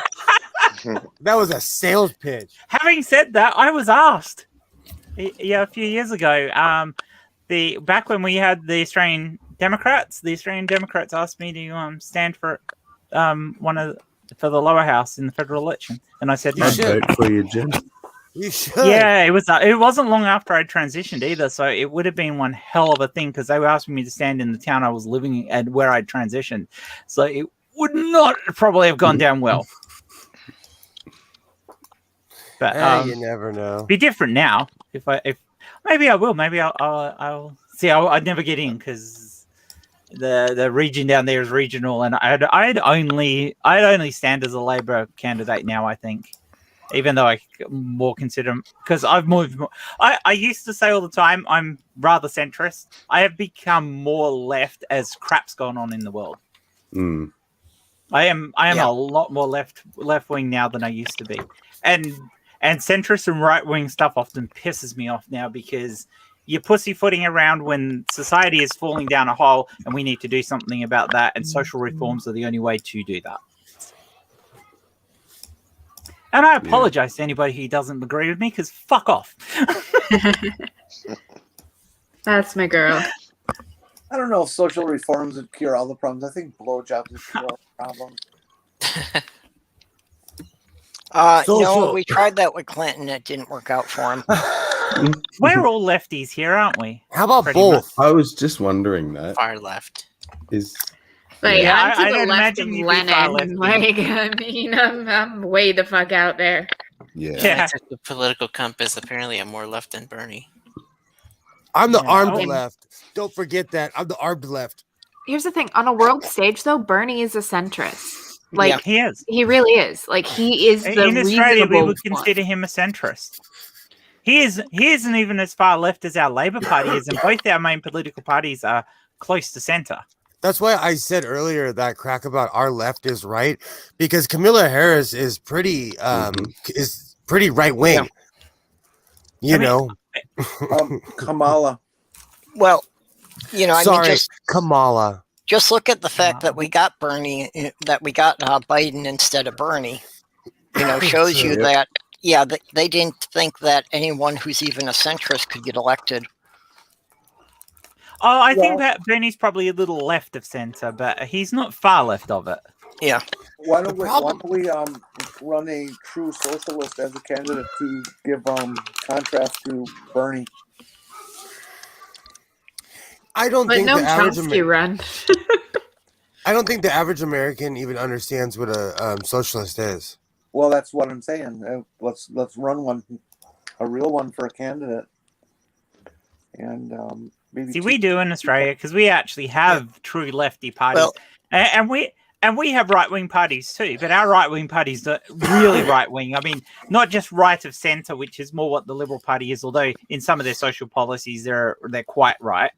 But I mean, they're not too far right that you can't deal with them and that you can't argue with them and kick them up the arse when they fuck things up. But we have far right. I mean, oh God, what's the name of the Chippy Cooker Woman's Party? Sammy? Help Sammy. I can't even remember her fucking name. All I know is she used to run a chip shop before she got into politics.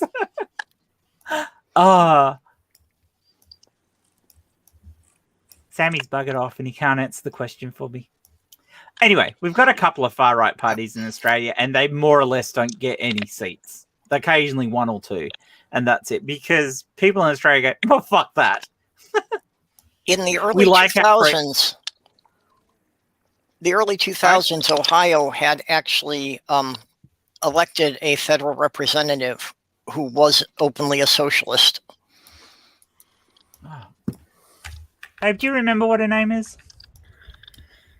What's that? The woman who used to sell chips who was in politics. Hold on, I am a black belt at Google Foo.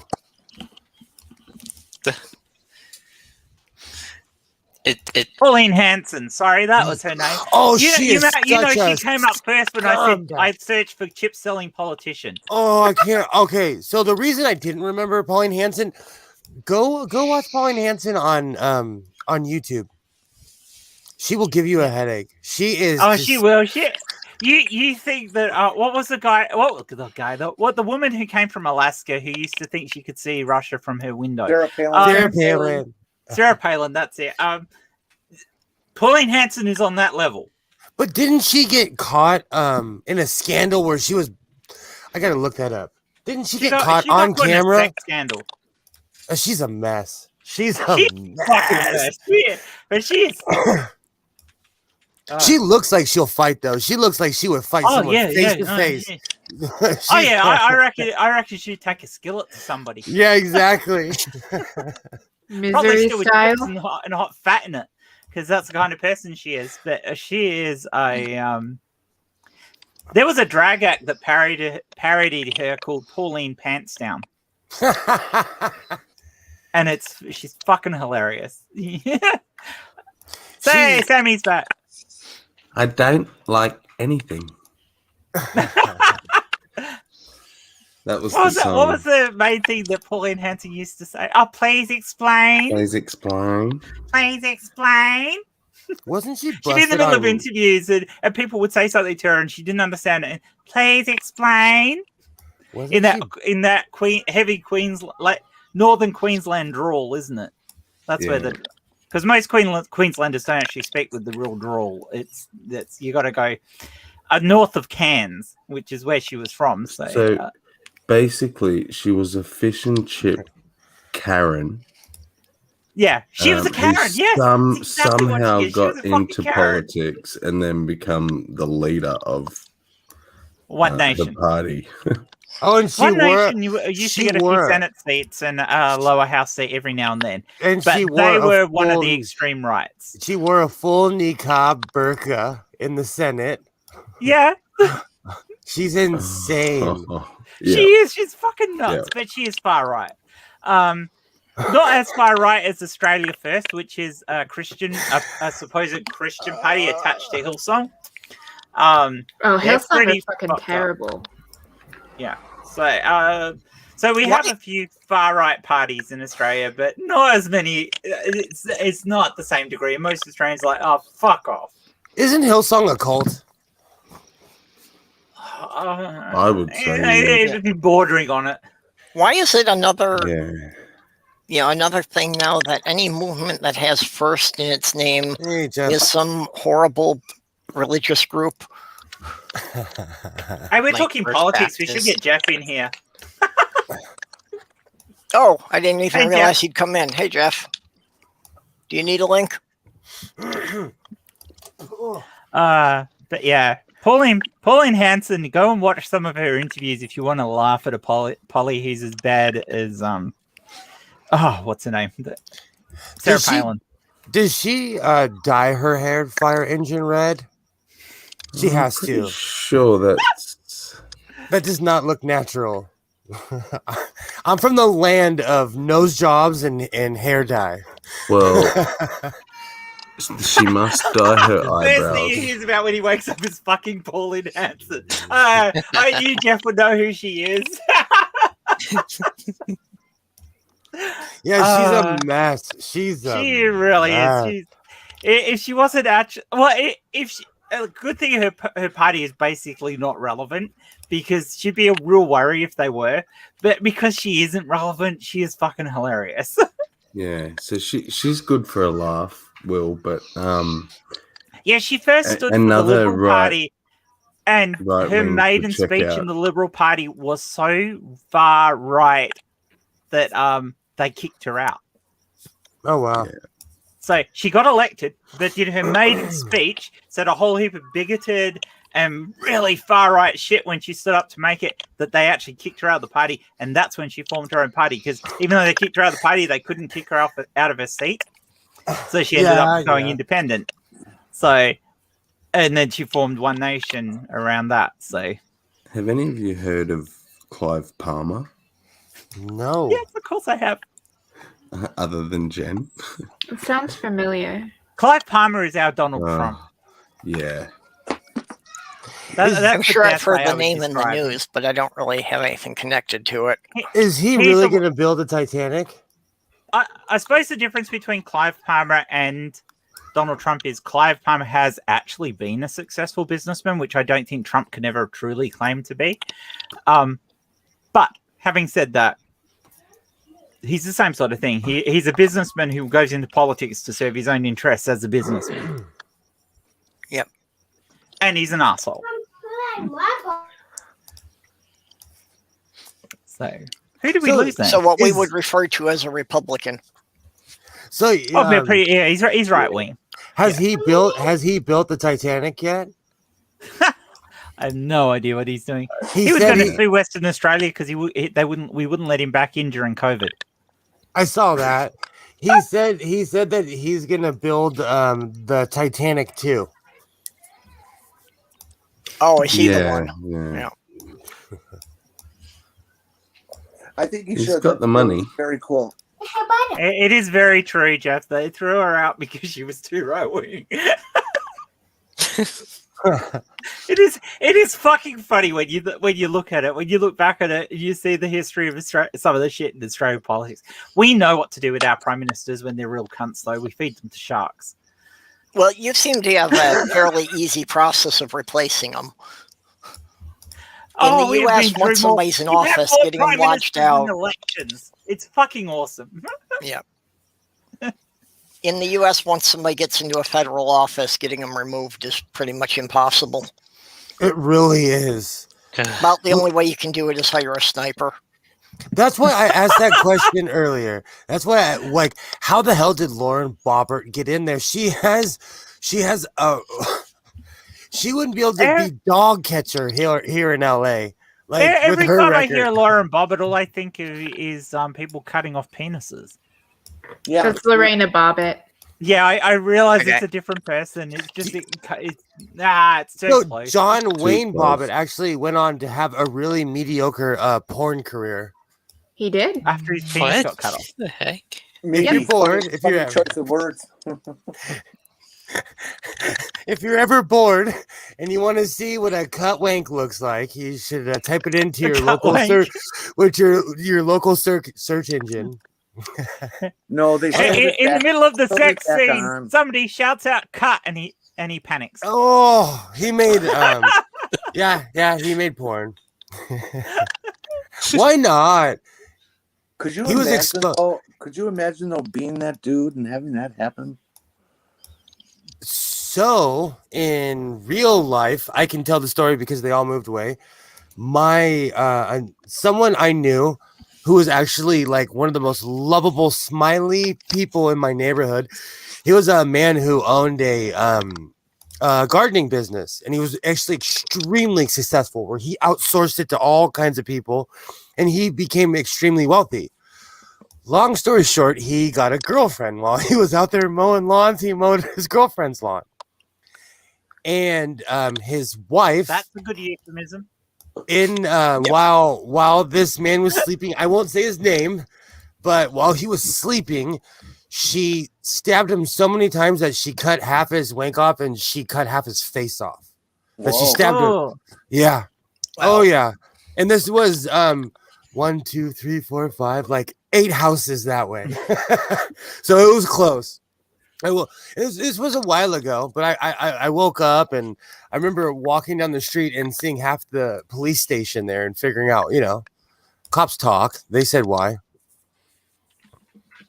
So that stuff, it happens. I had a friend and roommate who was kind of traumatized by his dad's ex-girlfriend because she literally poured gasoline on him and lit him on fire in his sleep. That's hardcore. Is that woman still in jail? I hope so. I don't know. I haven't really talked to him in a long time. Because the woman who stabbed my neighbor, I look her up every once in a while and she's still in jail. And this happened a long time ago and she's still in there. Like, honestly, I mean, I don't know. Like, if I don't know how I would react, in that situation. I doubt I would cut their junk off, Like that's just just cruel. Wrong, so wrong. Oh wow, yeah. The only time I would say okay to, mutilating someone's fucking genitals if they're a fucking pedophile. Like, because then I don't care. I mean, there are people who want to do things like that. Yeah, if you want to do it yourself, or you get off on that, then fine, do you. But I'm saying, like, I just the idea of genital mutilation doesn't. But like, if it's for a pedo, I don't care. Record, surgery for trans people is not genital mutilation. I'm one of those people that I think surgery. I think chomos, aka child molesters, should just be hung, old school, or firing squad. If you do that enough, people will know. If you do this, we'll just put you out of your misery immediately and take you off the planet. Ultimately, though, there's the conversation to be had of whether, you can control what you do. And like Will and I, we've had this conversation before. Like we have.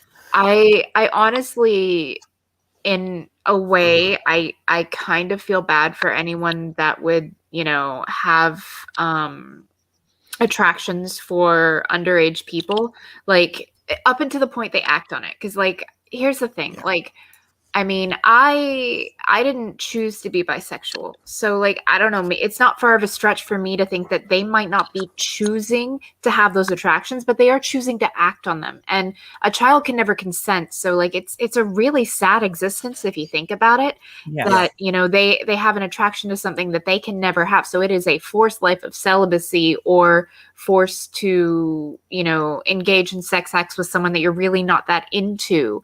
And so, like, I do feel pity for them up until the point that they prey on someone. Because the minute they've taken an action and hurt somebody, then at that point, like, I do other them. And I do think of them as less than human because of the amount of pain and suffering and trauma they've inflicted on that child for life. So, like, it's a really, like, I have a lot of complex feelings about, people that are, like, I want to say, like, people that are attracted to underage people, because like, I don't want to call them predators if they've never preyed on someone. And I don't want to call them like child molesters if they've never hurt anybody. Because like, you can have feelings for someone or something and not act on it, Yeah, Exactly. they're not child molesters unless they actually act on it. Right. And anything short of that criminal point, thing is being a child molester, not being a pedophile. But I'm one of anything those. short of them acting on it, it should be easier for them to, get mental health, to get counseling, and if they need it, drugs to help control it. Yeah, liquid castration. Yeah. In the UK, they have liquid castration. I'm an American. I think you should put them up against the wall. But I was raised by a Vietnam vet. Not if they've gone and acted on it. I can't feel sorry for them at that point. Exactly. But otherwise, you should, because people cannot choose their attractions. Yeah, and that's and having that and having to deal with that would be horrific. Okay, but I hate if they're aware of it and they're trying to keep it under control, they should be given as much help as possible. Okay, but I'm a bit of an absolutist, to where if they cross that line, we have set standards in our society, and that particular thing is incurable. I think that's incurable. So get rid of them. That's because I'm like all or nothing when it comes to chomos. I think we shouldn't waste our tax money on them. We should just put them out of their misery. See, I am very much in, I don't believe in thought crime, and I don't believe in punishing people for things they think. I believe in punishing people only for things that they do. Yes. So if you have those attractions, you can't help that. And just like I can't help being trans. If you've got that attraction, but you don't act on it in the sense you don't go and abuse a kid, but you're downloading kiddie porn and doing stuff like that, you're enabling the abuse of kids, and that's wrong too. And you should be punished for that. Too. Yeah. Nope. Put them out. Put them under. You're still exploiting children if you're trying to get pictures. Exactly. But if you're not doing any of those things, like go get a partner who's an adult who looks young. So I know that we've killed the chat with this subject. I'm sorry. But no, it's okay. In my neighborhood, I live by an elementary school. If you ever want to see anything sickening, I don't know what the mile radius is. Let's say it's 20, 30 miles. If you type in my address, there is a 20, 30 mile circle around of where all the registered child molesters live. You know, it's disgusting how close that they can live near elementary school, and they know the distance. You know, I'm sure they're told, hey, you can't go in this area or this area, but it's bad. In all honesty, we've probably crossed into the most triggering subject we could. We should probably cross out of it. Yeah. No. Well, I will say, you know, it's unfortunate that it goes so quickly because, you know, it is a social problem that does need some public discussion. Yeah. I agree because I'm a kill 'em all person. That's a debate I would have. I'm going to answer Antje. I think, I mean, in the sense that people can be attracted to all sorts of people, features and stuff like that, I think it is an attraction for them. I do agree that there could be some people who it's about a power trip because you can be more dominant. I assume there's an aspect to that for some of them, but that's not always the case. And I think if they're not offending, if they're not going for the kiddie porn and stuff like that, then we should give them all the help we can to help them deal with it so that they don't offend. Outside of that, throw them away and throw them in jail and throw away the key. Let's go back to Ronald Pauline Hanson. Ronald McDonald. Tell us what you really think, Jeff. Tell us what you really think. Oh God, that woman is insane. I remember, she's the one who just turned up in the Parliament in a full niqab, didn't she? Full niqab. Yeah. Oh God, that woman is nuts. What do you expect for a Karen who sold chips? Yeah. Good evening, Jeff. Yeah, I thought I was just joined a couple of minutes ago. Then I thought, no, I don't want to be on the subject you were just talking about. So yeah, she too early in the morning to talk about that. She made a statement in Parliament, and I'll have to look it up, but it was along the lines of COVID was only a distraction to the trans problem. Oh, what? Oh, that's fucking gross. Yeah, she is. I honestly wonder what planet. I wonder what planet these people live on sometimes. This is why you have to. Yes, you have to take care of yourself because you start making up imaginary enemies when you don't have one. You know. This is like this is a bit like I mean we had one. I forget her name, but it was she was like a parliamentary candidate for the UK Independence Party who when we had some like flooding in parts of the UK, blamed that on gays. Yikes! You know. Well, the people just said you look like people who wrote for a all moment. these hate trans people legislations that are happening right now were one of those groups that when a big hurricane hit, blamed all the gay people for the hurricane hitting, and they were dead serious about it. These people are delusional. We need to confront these people with the hard truth. We need to be harsh to them. We need to tell them right in front of their face, in front of other people, that they are lying, that they are misrepresenting, that they are ignorant, and they are denying science that is 100 years old. But we can't even get them to believe in climate change. I understand. How are you going to we're not convince them about anything else? We're not going to change their minds. We're going to change the minds of the people who are standing on the side wondering what's true. Okay? You can't change people's minds who don't have a fucking mind in the first place. Well, I think what's most important is as long as we can have these discussions in very public forums, then the younger people coming up who haven't decided yet, I think that's where you wind up winning is with the next generation. It's very true. Well, not even that. Yeah, we got 20 some people in chat. If we had 200 or 2,000 people in chat, if it goes nowhere past those people, it's not helpful. Yeah.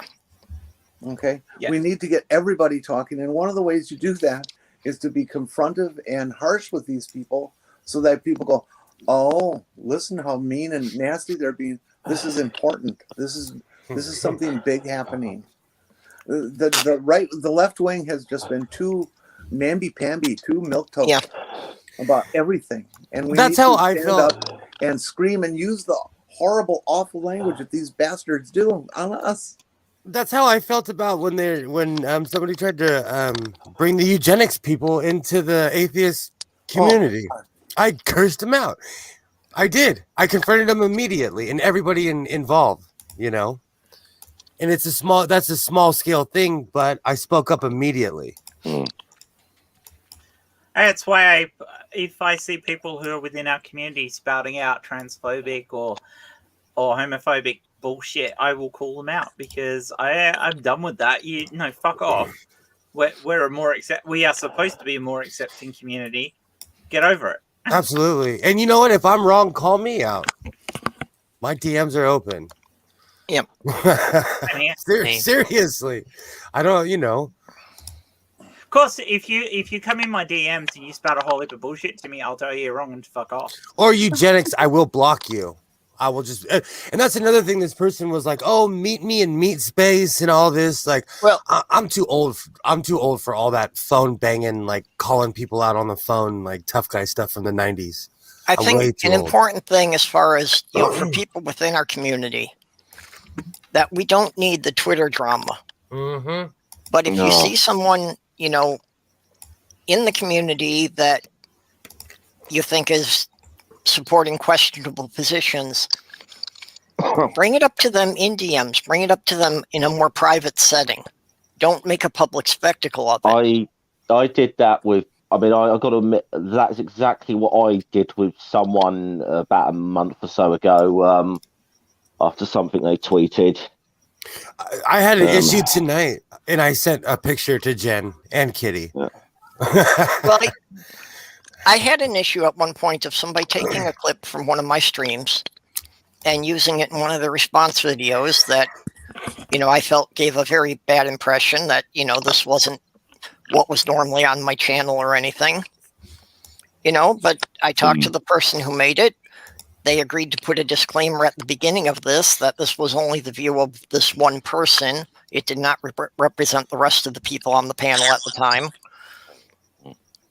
So yeah, it can be resolved without it being a major spectacle and without it creating a week-long drama in Twitter. I'll be right back.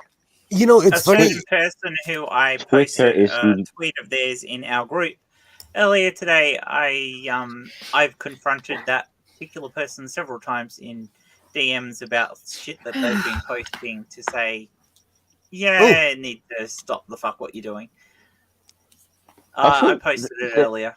Yeah, I think there's a time maybe for publicly, going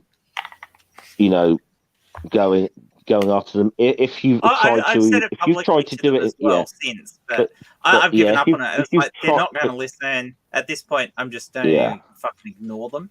I've put them on mute. So I'm like, I've kind of reached the point because there's people like that spouting out bullshit. With no comment, but in the looks that they totally support this right-wing bullshit that they're vomiting, and it just shits me. I mean, I realize there are right-wing people within the community as well, but it annoys me when we've got bigots in our own community, and that's when you've got to get the shovels out and smack them around a bit. Little Nicky style.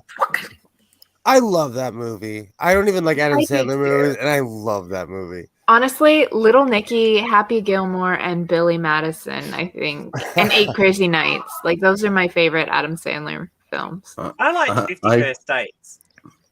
I just think of Nicky Webster whenever anyone says Little Nicky.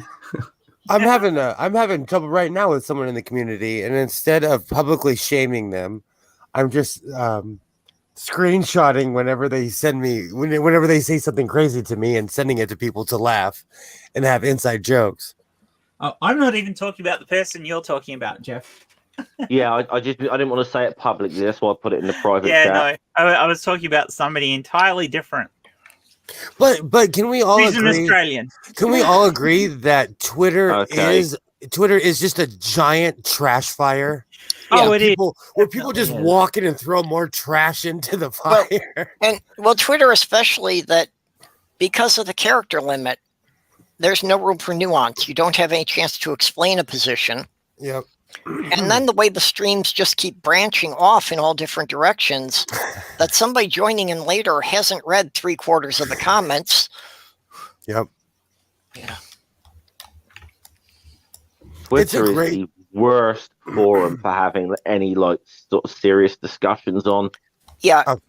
Twitter is for posting memes. That's really it. Anything that takes more than 3 comments on it, the original point has been lost. Mm. I think Although you Facebook get some now is really good threads. Look at the one Jenny put up the other day. Yeah. But look what it took her to do it. She had to, string like 15 together to be able to make her point. True. And again, that, anybody commenting on any one of those 15 will wind up being a separate thread from anybody commenting on any of the other sections of that. True. Twitter is a fucking cesspool. Absolutely, Sammy. I agree. Yeah, that's why Although Facebook isn't much better. I quit Facebook. I absolutely quit Facebook because I would get death threats from people I'd never met because I'd say something. I said something on opposing views, and I had like 17,000 comments and like 9,000 thumbs up and like 18,000 thumbs down. Yeah. Facebook is insane. Was insane. I mean, the only good thing about Facebook is you do actually have the time to actually write out something in full that you're trying to get across. Yeah. True. That's about one of the few decent points, good things about Facebook for having those discussions. Now, whether people actually really bother to actually read anything you've put, but I Yeah, well, and that's why we have Twitter, is because most people won't read more than 2 sentences. So true. And I perfect example, okay? Everybody here has seen my Twitter. I post the stuff I make, okay? I did the same thing on Instagram and no one cared. I came to Twitter, I found my people because everybody has 2 seconds of an attention span, Mm. So medians are, social media is funny that way. And I have literally 9 times the followers on Twitter that I ever had on Instagram. Doorknob ran across a literal dumpster fire. That's what I keep on saying. Or I'll say tire fire, because that's the most disgusting fire I've ever been around. Well, tire fires are just impossible to put out. Yeah, and they're just it's literally burning. Whenever it's not burning, it just throws in the air and it comes right back and you're breathing it. Tire fires are the worst. Is that the only way to really dispose of them? Or they do in Mexico, they burn tires and you could see it from miles away and you could smell it. In Pennsylvania, there is a coal mine that has been on fire underground since like the late 1970s. And there's just no way for them to put it out. It's just got to burn out all the coal. That's crazy.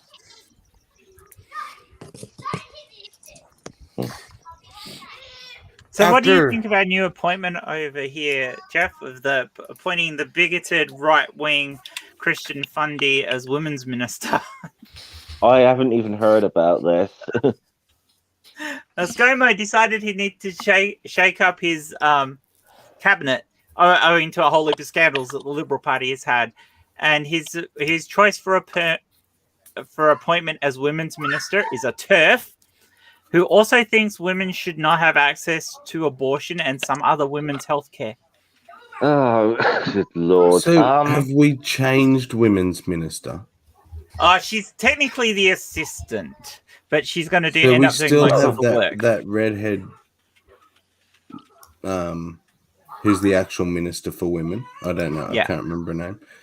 Can I comment before you answer that, Jeff? Have you noticed, Jen, that whilst all of this,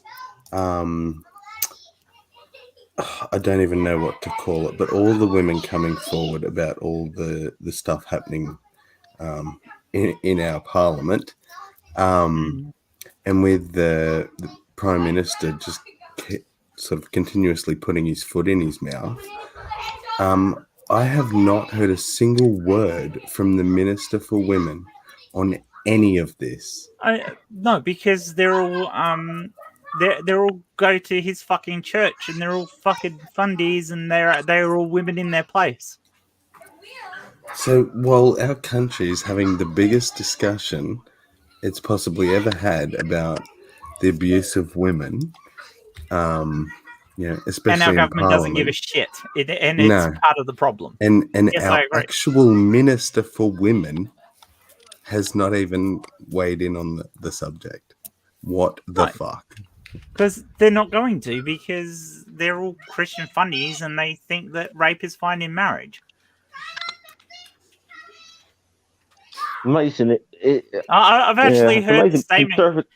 Conservative parties around the world also seem to have this habit of absolutely appointing the worst people possible for a certain subject as a minister. They do. The only qualification these two women have to be in charge of the women's portfolio is that they're women. That is it. But their experience as women is so limited down that conservative alley that they basically don't have enough other experience to take on the role. They don't really have a concept of women in any other lifestyle or living in any other social class. So, and I mean, the woman who's been appointed as the assistant, who will eventually end up with the job because the one who's doing it at the top is just fucking useless.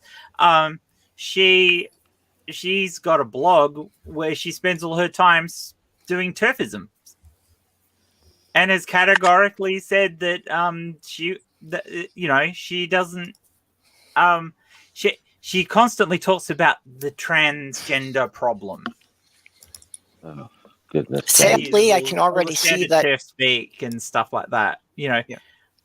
Sadly, I can already see that your system's better than the U.S. because you're pretty confident that somebody's going to be removed just because they're incompetent. Oh yeah, well, the problem with it is the Liberal Party's had so many problems with corruption within them and other things. The press are tearing them apart in general. Even a lot of the right wing supporting press at the moment is tearing them apart over this. I'm not sure if the Labor Party in Australia can get their act together and actually find somebody who can actually lead, they're a shoo-in to win the next federal election. But they need that because you actually need somebody who can go up against ScoMo. Because despite the fact that ScoMo is an asshole, he's actually quite good at debating and talking in general. So you actually need somebody who can stand against him. So he's kind of got crowd charisma. He does. He has it. For the people, for the swing voters, and for the people he and his side of Parliament, people like him.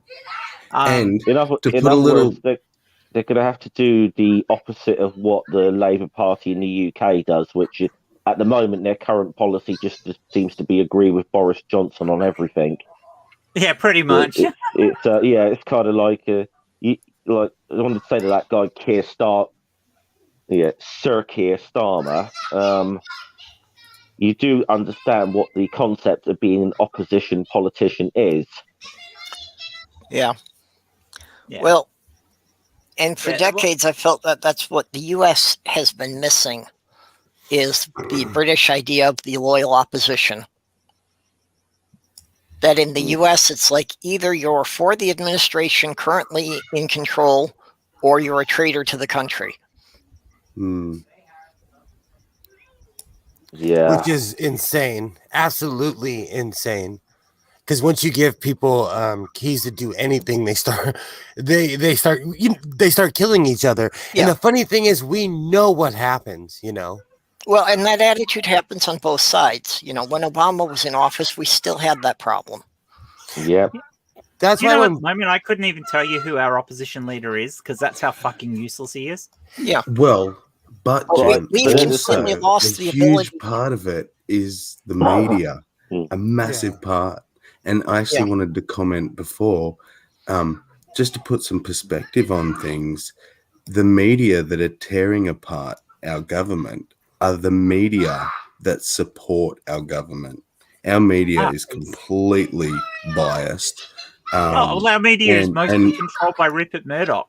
Yeah, absolutely. That's the problem we have in Australia, where there's too much power in one person. They and that's do not unfortunately report the common key negatively. to the three countries. And I mean, everyone in the US and the UK knows that Rupert Murdoch pushes his own personal agenda through his papers into politics. It's what he does. I mean, look what he does with Fox News in the US and Sky. Is it Sky in the UK that he goes through? He's got a big interest in Sky News and stuff. I mean, I don't think he doesn't. I don't think he owns B Sky B outright, but he's got a lot of influence in what it says. He's got a lot of influence, and of course he's got so much. I mean, Sky News media bad, control in Australia that he's. Well, I mean, we've had a petition up in Australia set up by a former Prime Minister to basically ban him, reduce his media ownership through legislation. They want legislation to reduce his media ownership. Well, the thing here is that I'm trying to think which newspapers he owns. He owns like a couple of he owns sort of a couple of sort of newspapers over here at Mourdock. He owns some of the big ones like the Sun newspaper, which is and the Times. And he used to own another one called the News of the World, but he had to shut that down because that was the one involved in the phone hacking scandals. But Mourdock here, the thing is as well, we've got other people here who are just as right wing that have huge, like Rothermere, who own the Daily Mail for years. You know, their influence here. You've got it worse than we do. I mean, effectively in Australia, Rupert Murdoch is the biggest problem. We have other right wingers in charge of media, but they're not as far right as what Rupert Murdoch does. I mean, even the Packer family isn't as bad as Murdoch. I mean, it says something when you how much conservatives influence our media. When people think the Guardian is like a really far left leaning newspaper, it's really not. It's it's always very much been a sort of more liberal. You're going to end up with the UK with a similar problem to the US in that your right's going to be ending up so far right that your left is almost centre. Yeah. And that's a problem that I would not like to see in my country. But the thing is that a lot of the political parties, I mean, especially the blimmin' Labour Party, they've been obsessed with being in the centre over the last really since Blair. You know. Well, you got to understand though that politicians are always going to gravitate towards the center because that's where the public is. Voting wise, that's what they think. That's what they think. What the public is. Campaigns are always about over exaggerating and making great platitudes of what you're interested in and are going to accomplish, and then as you get after the primaries and stuff like that, then they settle down into these discussions about how they're going to move to the middle. It's just the way politics are. These guys are not going to get elected with a hard right or a hard left agenda. Well, I wouldn't necessarily like a hard left agenda. I think you'd have as many problems with a hard left agenda as you do with a hard right. Except you don't have problems with the hard right. People are in a mood to want Nazis and authoritarian governments right now. No, that's true. And it's a worldwide phenomenon for some reason, and nobody understands it. Okay, I know, things are a little bit heavy, but I'm gonna have to head off to bed. But I did want to show you guys what I was working on. A dear friend of mine. Give her the screen. Just came out to me as trans and told me the name that they chose. So I'm. Tigers are special to them, and I'm working on this, so it's kind of a welcome to your new life as you want to be, but they haven't come out publicly, so hence the ambiguity. But I think I have it set to share. I don't know. I'm just trying to share the screen to show my Cricut workspace for the little design that I did. It says it's sharing on my end. Is it? Ah, there we go. Yep, got it. Yeah. Oh, that's gorgeous. Oh, Like that's I love awesome. it. I love how it came out. Like I'm not 100% set on this font, but I think it looks really good with the tiger. That's why I wanted you guys' opinions. No, I love it. It's gorgeous. Because I don't know, it looks almost like stripes in the font. So like, I think it's great, and I like how the tiger, has the different like trans pride flag colors in it. Like it's got a little of everything. So yes, your it's gorgeous, kerning in your letters is a little too broad.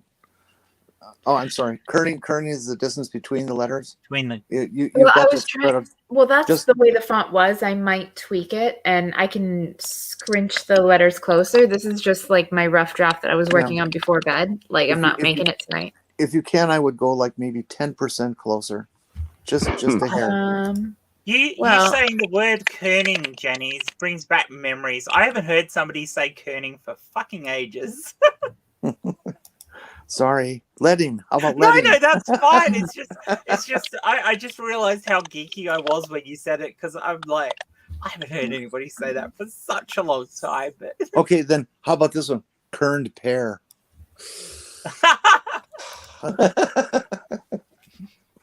Well, kerning was a new the word wonderful for world me, of but desktop publishing. that is a problem I wind up dealing with a lot when I've been trying to, learn You to should do be able to editing. change the interletter spacing, which is the kerning. There should be an option for it. Okay, well, the program I've been using has been pretty basic, so it hasn't let me. But I'm learning GIMP, so maybe that's got more options for it. You should have been able to do it set it in the font settings without having to do that manually, Kitty. No, this is an object-oriented application. It's not treating it as a text; it's treating it as objects. Is that right? That's much actually, better. See how that little movement, how much difference that made? Yeah. The only tweak I would make there is between the V and the I. That could be moved in a little bit tighter. Yeah. And then I can put a line. Actually, I can do a square. Unlock that so that I can stretch it out. Send it back, and then I can do that. So now I can put everything on the try line. to get everything. Oh, to line up on the bottom.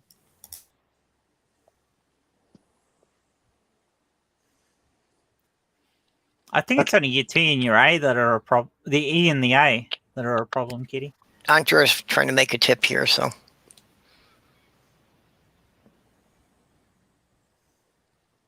Yeah.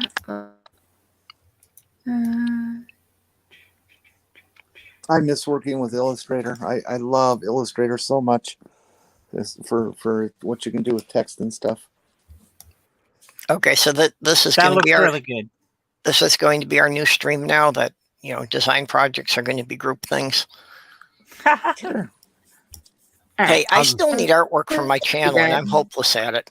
I'm taking notes. I just use old pictures. Wow. Yeah, that's all I've been able to do is I just rip pictures off the internet, and I can add some text to them, and that's about the limit of what I can handle. Like that picture. That's about my limit. Mine as well. And a lot of the pictures I have, I've been putting on my channel. I have saved in my computer. So some are old memes. But I've got the paid version of StreamYard, so I could do backgrounds and banners if I had any that fit the format. And I just, like I said, I'm starting to learn GIMP, but it's going to be a long, slow process for me. Oh, don't use GIMP. GIMP has got a huge learning curve. Yes, it's got a lot of power, but the learning curve behind it is enormous. If you want a freebie that's a lot easier to learn, go with Krita. Krita. I've heard of that. I haven't heard of that one. It's much easier to use than GIMP. especially if you when you're doing your font stuff and you want to do weird bezels on things and do shadow drops Okay. and stuff like that. It's so much easier to do. All right. Well, it's a fancy- free download, so I'll get it and I'll try it. I really like Krita. I use it in preference to GIMP just because it's quicker. The workflow on it's quicker. I think that looks pretty good. That does. It looks awesome. I like it.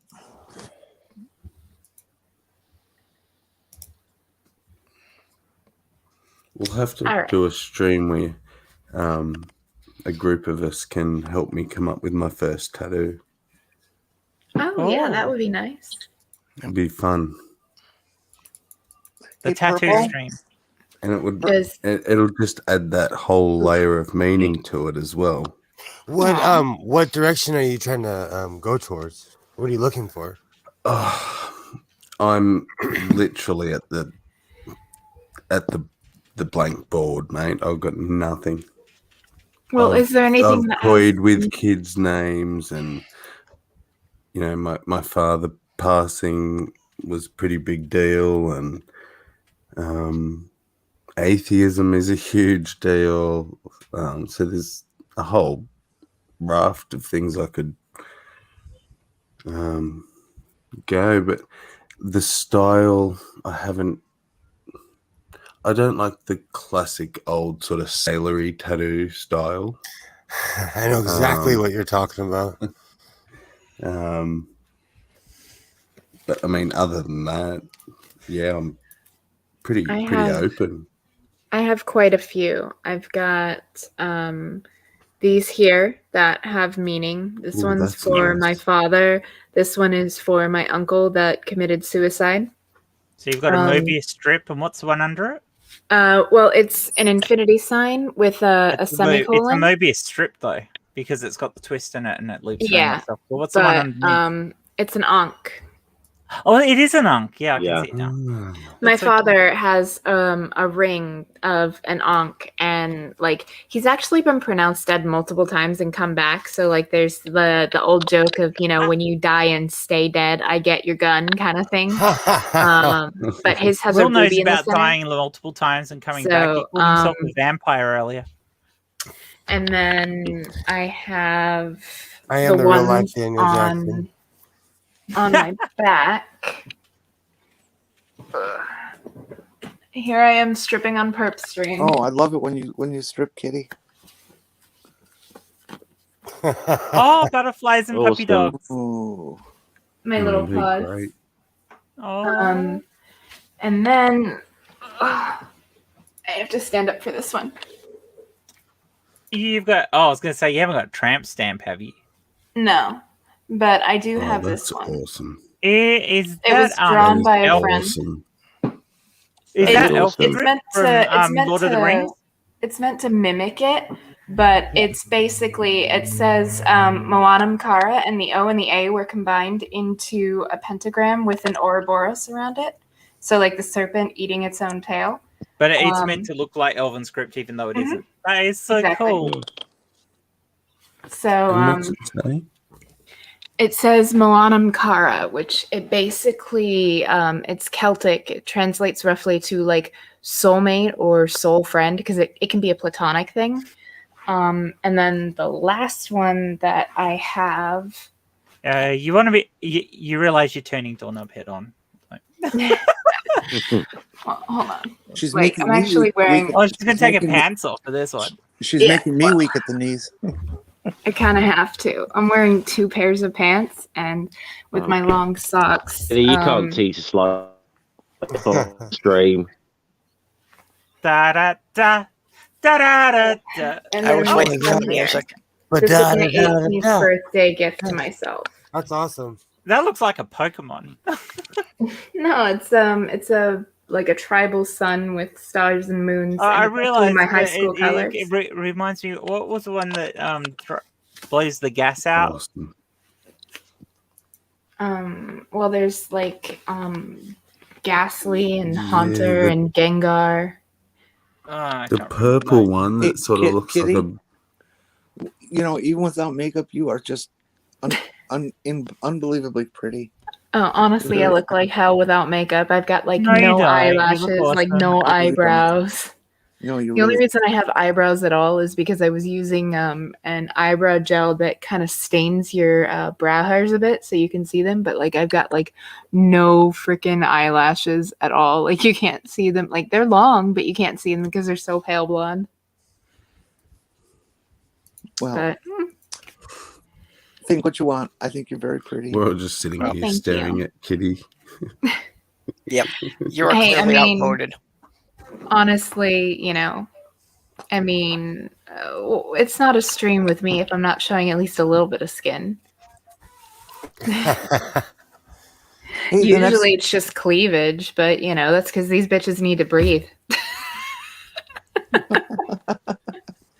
No, honestly, you try living in a swamp with a large chest. Like, I wear low-cut shirts, not because I'm trying to show off, but literally just because I don't want to get all sweaty and gross. I've had my camera off all this time because I'm sitting here naked in my room and I've been playing with my tits all night. So Hey, you know what? Whatever works. Like, whatever makes you happy. you got them, use them. What the fuck? Exactly. You got it. Flaunt it. You know, have fun with it. You only live once.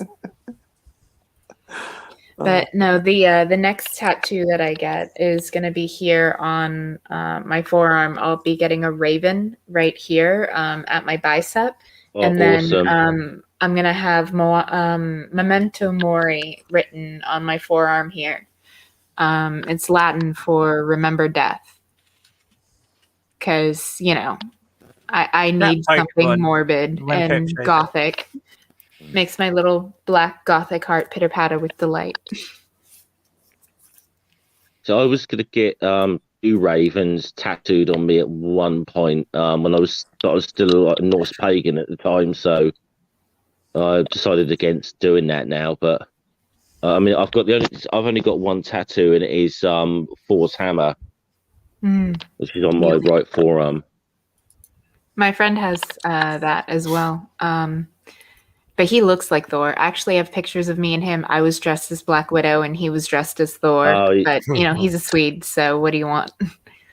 I'd still like to get a tattoo of Trump on my ass with his mouth centering on my asshole. I mean, hey, like I've seen stranger tattoos, but honestly, like one of the reasons ravens are my favorite is because my favorite. Coughing. See why I think it looks like your tattoo? All right, fair enough. Yeah, a little bit.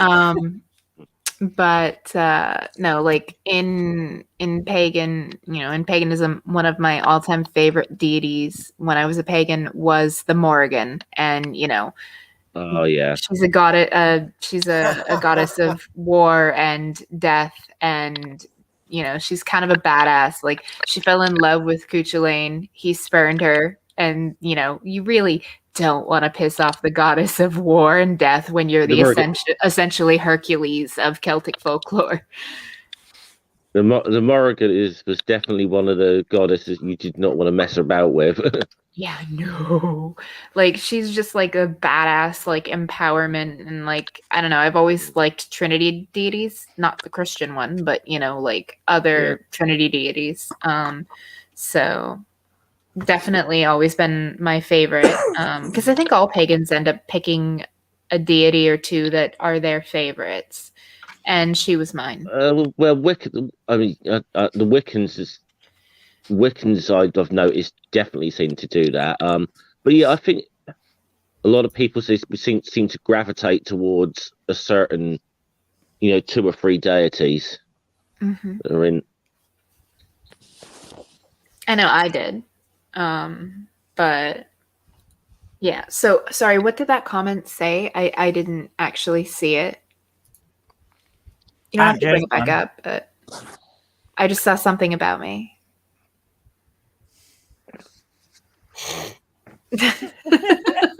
Aw, thanks, Jer. But yeah, anyways, gorgeous, though, Kitty. Don't put yourself. Thank you. Down. You're gorgeous. I'm exhausted. I'm the only one around here who's allowed to put them. Day anyway. I'm not wearing makeup. It's gotta. Besides, being self-deprecating is my job, so you know. I mean, my all right, here's the thing though, like my surname, like I can't share it because it's uncommon here in the US, but it's of British origin, and like I actually had a genealogist like trace back my heritage on my father's side where I got my last name from. Like they came over in the 1600s, and my great times 8 grandfather actually was an artificer during the Revolutionary War and would have literally been, you know, on the field. He reported directly to the guy that was like the right hand of George Washington.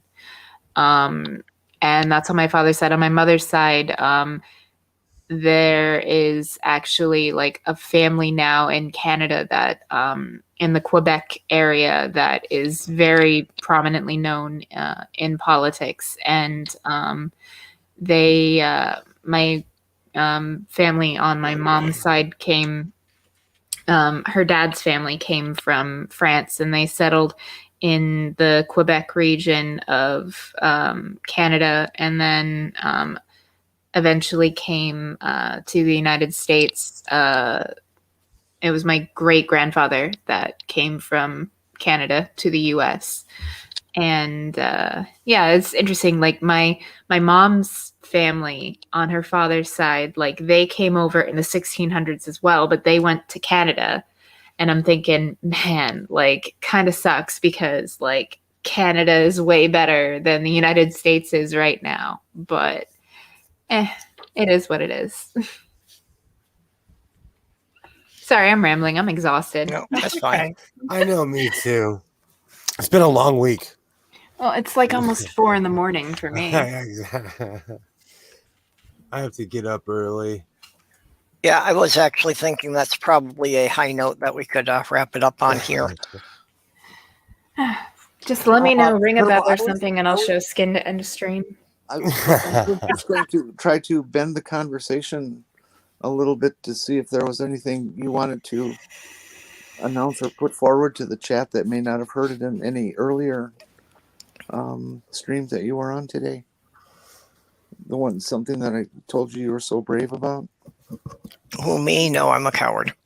As the enforcer of this biker gang, it's they them mother effers. They them. Yeah. Well, I did post a bit on it on Twitter that I've officially come out as being trans. That I had tried to start the process when I was with my fiance, but when she died 7 years ago, it's basically been put on hold since then. So I'm pretty much starting over with a new therapist and trying to find a doctor who has some experience with such matters. So is that she, her? Say them for now. Yeah. Okay. That's they, them. Yeah, well, like I said, I'm not even really good at remembering the they, them for other people. So it's going to take some time for me to adjust to it. All right, Pebs, we got you, girl. I think I'm proud of her. Absolutely. See, I see there's people I sometimes mess up with the they them thing, and then I try to I'm quite often catching myself. I think the problem kind of comes when you're just deliberately misgendering people. I think that's and that's what most people have said, that you know, I mean, it's going to happen accidentally as long as they don't think there's an intent behind it. I've said it lots of times, and I'll continue to say it. People get misgendered all the time. Cis people get misgendered all the time. People do it. Yeah. You can just be in the middle of a conversation and say the wrong gender for somebody because our brains are fucked up, and we do things like that, and we get confused, and we just say words because the words are there to be said because our mouths often work faster than our brains do. I constantly have that fucking problem. I've misgendered my son, and I have no other children. So like my mom, like when she would call out our names, like she'd go down the line, and then you know who you are, like because she would fuck it up. Yeah. This should explain to some I people. misname my kids all the time. I misname them. I've misgendered, and I don't even name them each other. I'll name them other people's names. I think it's when people start doing he she. You know, that's kind of an indicator that they're a bit of an asshole. when they start doing that. Or the worst thing. I mean, the worst thing is first. They start going. Yes, that was where I was going to go. Then you know they're just being a fucking asshole, and they're not willing. They're not willing to learn at that point. The language will often, even in chats, the language that's being used will tell you that they're doing it deliberately. Yeah. And accidental misgenders happen, and they happen to cis people. It happens more often to trans people, but it happens to cis people, especially on the phone. I've often said to a lot of trans people, don't get so shitty if you get misgendered on the phone, because cis people get misgendered on the phone all the fucking time. It is, especially if you're talking to somebody from a different culture. Not even my family. People think I'm my sister. Well, on the phone, people I've known my whole life, so it fucking happens, and just accept it. The difference is if you correct somebody and they go on to be a prick about it, then they're being transphobic or whatever. But if you correct somebody, oh, sorry, let it go. It's not going to kill you. Other people have to deal with it. I know it hurts because you're trans, but sometimes you've got to let some of this shit go, because if you let it build up, it just makes your life harder to live. You're going to be bitter too. And like when someone does make an honest mistake, you know, if you like hold on to those little, slight things, then, you could get overwhelmed. And I mean, it could also make you hostile towards people that aren't doing it intentionally. And then that just it interferes with friendships. And I mean, you could then, because there are some people that, like that one person in Canada that like they were targeting like small businesses, like the waxing salons or whatever. Yeah. Oh, yeah. We know who you're talking about. That's a 5-hour conversation. But no, I did a video on that. Wax off in Canada. If people want to go and watch it. Definitely go watch the video. But it's like one of those things. Like you don't want to be labeled to be someone like that. That's literally just out, to self-interest, maliciously targeting people. That's being malicious. Where it's like malicious. Someone slips. And regardless of whether that person's is trans or not, they're an asshole. Mm-hmm. No, I them being an asshole is different to them being trans. Everybody quite right to call out somebody who's trans and is an asshole. You call them a fucking asshole. Everybody, but they're not an asshole because they're trans. They're just an asshole. Everybody should be held responsible regardless of who they are. Your actions dictate whether you're an asshole or not. You're not held responsible for who you are. You're held responsible for your actions. Exactly. And I very firmly believe that. You should let me do whatever I want. Yeah. If you want to live on your own island, I should be go allowed to do for it. whatever I like. No, but if you live in a society, that's not how it works. Yeah. Well,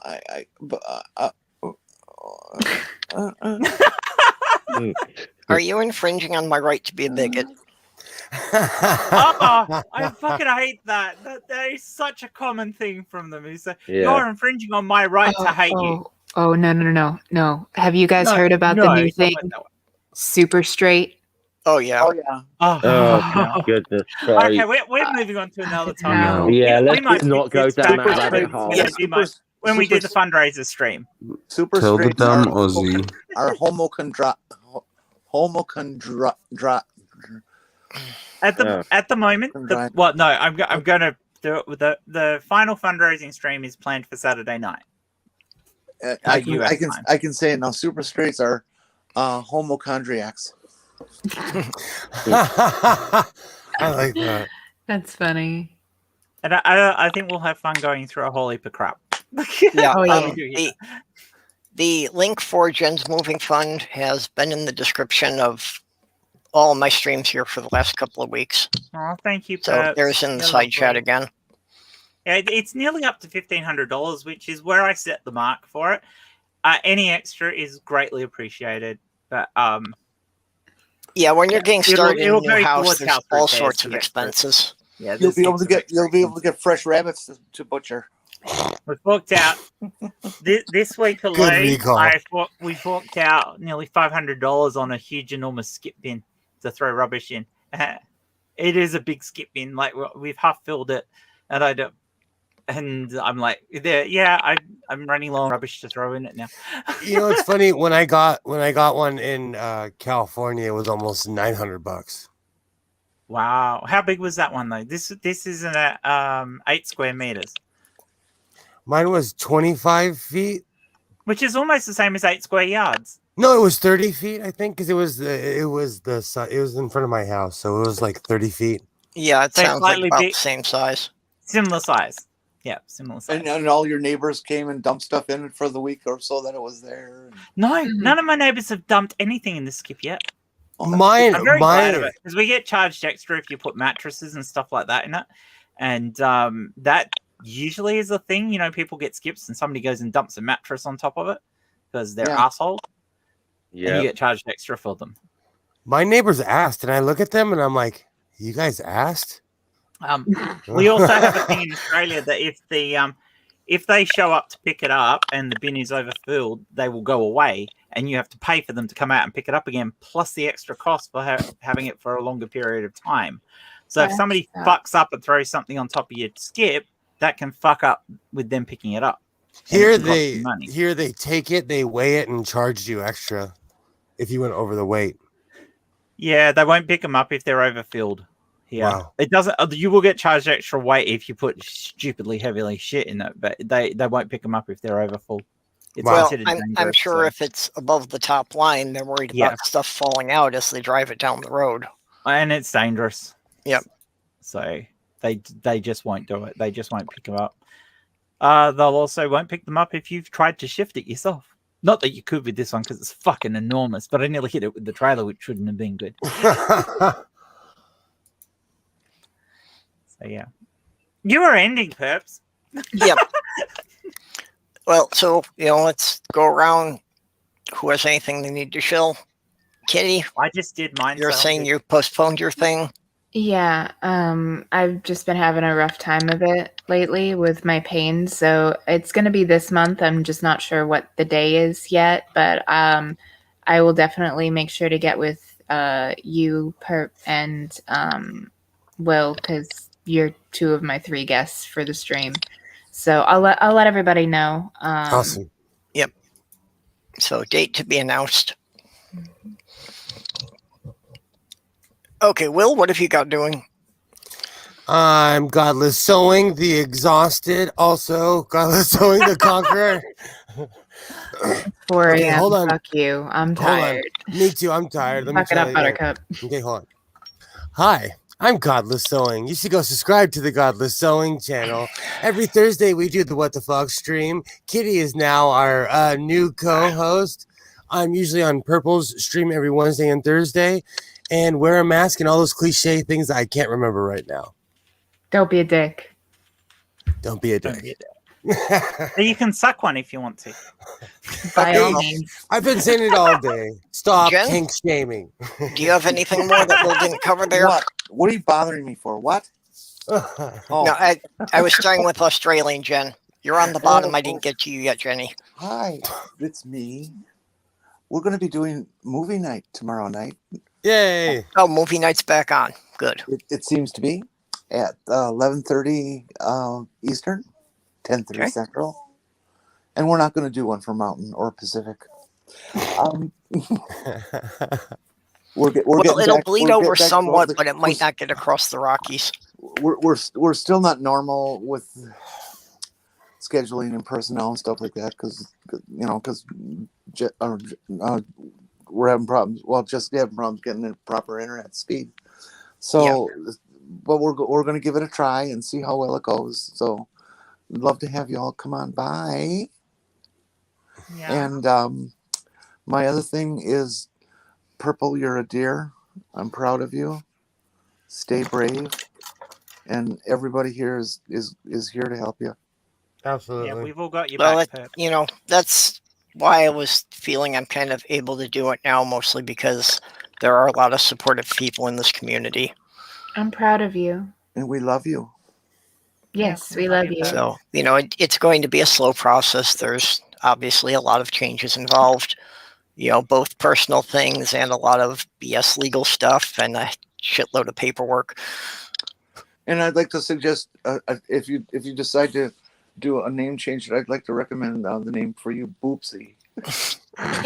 Well, what was that? it's one of the things I've been thinking about is that obviously I will need to do a name change, but so far it's like I keep coming up with ideas that I kind of play around with for a couple of weeks and then find something that I've got to discard that one. So, well, that's take the beard off your dinosaur. I've got to ask you one question about this. I really do. Do you officially now get to go to the transgender meetings? I don't have my card yet until I get to the doctor. I didn't know if like Jen and Jenny had to like propose you for membership or something. Yeah. It's like that episode of The Simpsons. The committee meeting isn't until next month. Yeah, as far as the avatar, that is one of the things that I'm disappointed that no one has done a fan art of version 63 of my avatar. You should get with Cyrus's fan base. Yeah, they're... Yeah, well, that's the thing. It's like, I'd like to have some artwork, and I know some great artists on the net, but, I can't afford to pay them. So I don't want to go asking somebody to be, spending their time making stuff for me if I don't have something to offer. Jeff, do you want animated stuff, what's his Jeff, name? or do you just want a new still? Just some illustrations would be nice. I can probably get something done for you.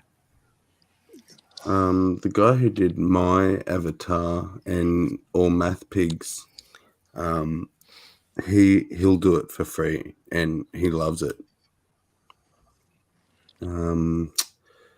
Just trying to think of his name. Well, if you can just send me something on Twitter, if somebody I could talk to. Yeah, no worries. Yeah, I swear you'd know him. I've gone Sal. completely blank. Yeah.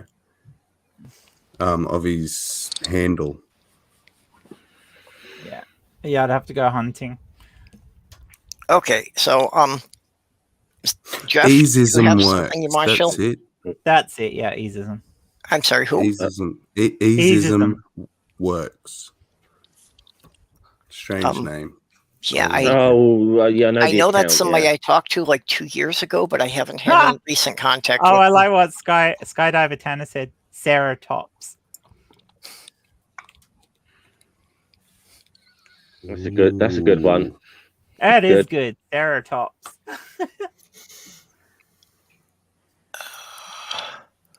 Okay, go ahead, Jeff. I've got two. Okay, I got an asterisk string coming up with Noodle on Sunday. I think it's on Noodle's channel actually, but I think it's one we've been meaning to do for a couple of weeks. We're going to have another like open sort of hangout for people who've sort of been fans of those streams. So anyone's interested in coming on, let myself or Noodle know. Awesome. We've been meaning to do this one for a couple of weeks though, but last week, like this last Sunday, she was ill, and the Sunday before that, I was ill. So we've been meaning to do this for several weeks now. Yeah. I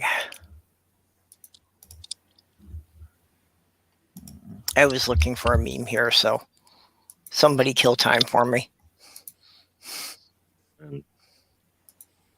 Sorry, Twitter. I was talking. If anyone does want to subscribe to me that isn't yet, I'm kind of I've just passed 360. I've started the march to 400 is on now, so help us out if you can. Oh yeah, subscribe to the Godless Sewing channel, please, and thank you. Yeah, I forgot to say that as well. Always subscribe to Will. Well, my birthday's in July, and it would be nice if I could make 500 by my birthday. That's a great goal. What are you up to now with your subs? 440. Yeah, we need to get you up to 500 perps. Yeah, I'm at 430 something. 440. Okay, well then I picked up a couple today that I wasn't aware of. Awesome. We should do what we've been talking about it, but we should do it. We should organize to do another marathon. Please give us subs marathon where we go from one person's channel to the other and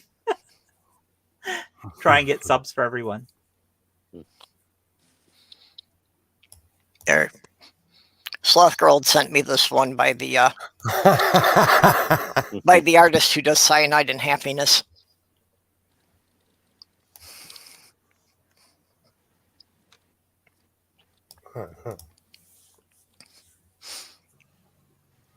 That's great.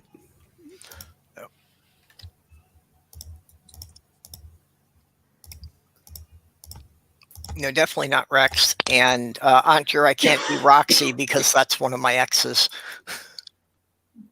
I do like Sarah though. Hey, nerdy. Ceratops is awesome as a channel name.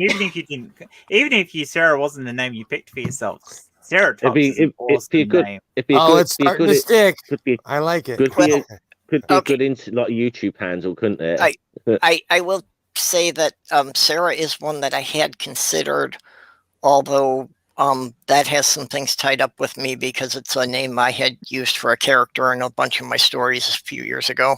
Why not do it like SERA? You could like be a different Sierra spelling. instead of Sarah, and then you could be Sierra Tops. Plus, you are the rock, the mountain that keeps this community together, the pillar. Well, actually, the dream car I've always wanted was the Duchefaux Sahara. Sahara Tops. That was the 4-wheel drive of the Duchefaux. Oh yeah, great car. It fit me. It's practical and easy to fix. So that is my ideal car. Or you could just pick Boopsy. Boopsy is a terrible name. It just reminds me of Betty Boop for some reason. Well, and I don't think I'm allowed to take Boopsy unless I develop at least a D cup.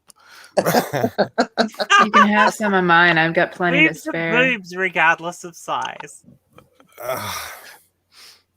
That's like Harmonica Man always brings up. Does he say a stripper named Pepper or something? Like, why is every stripper named Pepper? How's your back, kitty? Miserable. That's why I want a fucking breast reduction. Oh no, I mean, my double D's annoy me. I can't imagine lugging around heavier ones. I understand what you mean. My fiance was a J cup. Oh my god. Whoa. Yeah. Yeah, I'm only an F. My nieces. Did she So. bruise her knees? Yeah, Peter. You guys have met Peter. Well, some of you have met Peter. She's a J. Yeah, like I'm an F and I hate it. I can't even imagine being bigger. Yeah. Yeah, I understand that, they're nice, but after a point, they're a real problem.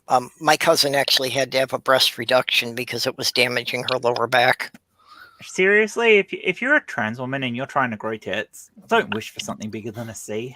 Yeah. A C cup is perfect because you can get all the cute bras that'll fit. Yeah, exactly. Like a D I is know pushing it. There's this thing with a lot of trans women that I need bigger boobs because generally speaking, you've got this thing of larger chests, so that you need bigger. So fuck that, you're still going to hurt your back. Well, and in that respect, I don't really need it because I don't really have the characteristic broad male build. Yeah. It was actually one of the things that I had joked about, that with doing the home repairs, I could never afford to get more than 14.5 inches deep so I could walk through the stud walls. Yeah. I'm a me, B, and I would consider my broad. I am reasonably broad, Hmm. but that broadness comes from my mum. So Yep. it's Well, Okay, Jenny, what were you no, was bigger my- because she's actually broader than I am. My So mum- I never had any issues as far as Okay, that. let Jenny talk. My mom was Sorry. abroad. My mom was abroad too. I'm a B, but I would consider implants for a C, but no bigger than that ever. Yeah, you don't want bigger than a C cup. Like I said, a D is pushing it, but a C is like perfect. It's more than enough to hold and play with, but you still wear all the cute bras and you don't get the neck and back pain. Yep.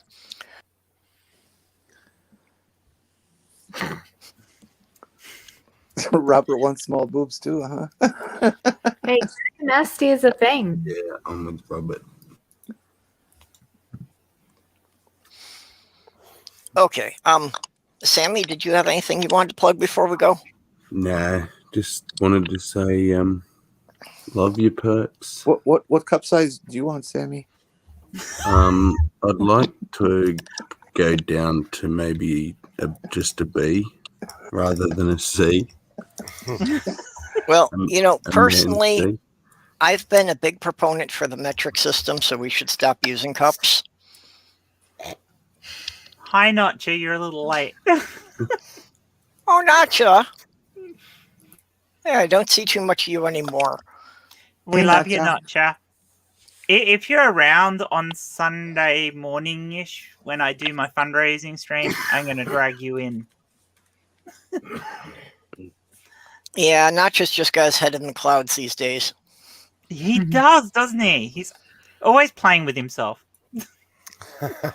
Well, I need to, now that I have the Cricut machine, I need to send him another batch of masks that actually have the design that he wanted, but I couldn't get it to work before.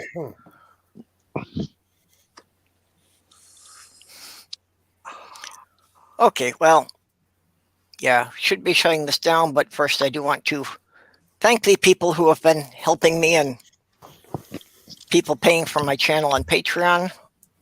Vonrick and Junie the Apostate, who was in here earlier, and Ox and Robert X has just showed up now, and Mikey Famine, the Lavender Lady, and Greg Hartwick. That they are paying for the StreamYards and getting a little left over, which is going to go for some extra hardware upgrades for my computer. Awesome. Awesome. Yay! So thank you, everybody, and well, good night, good morning, whatever it is, wherever you are. Good night, everyone. Yeah. And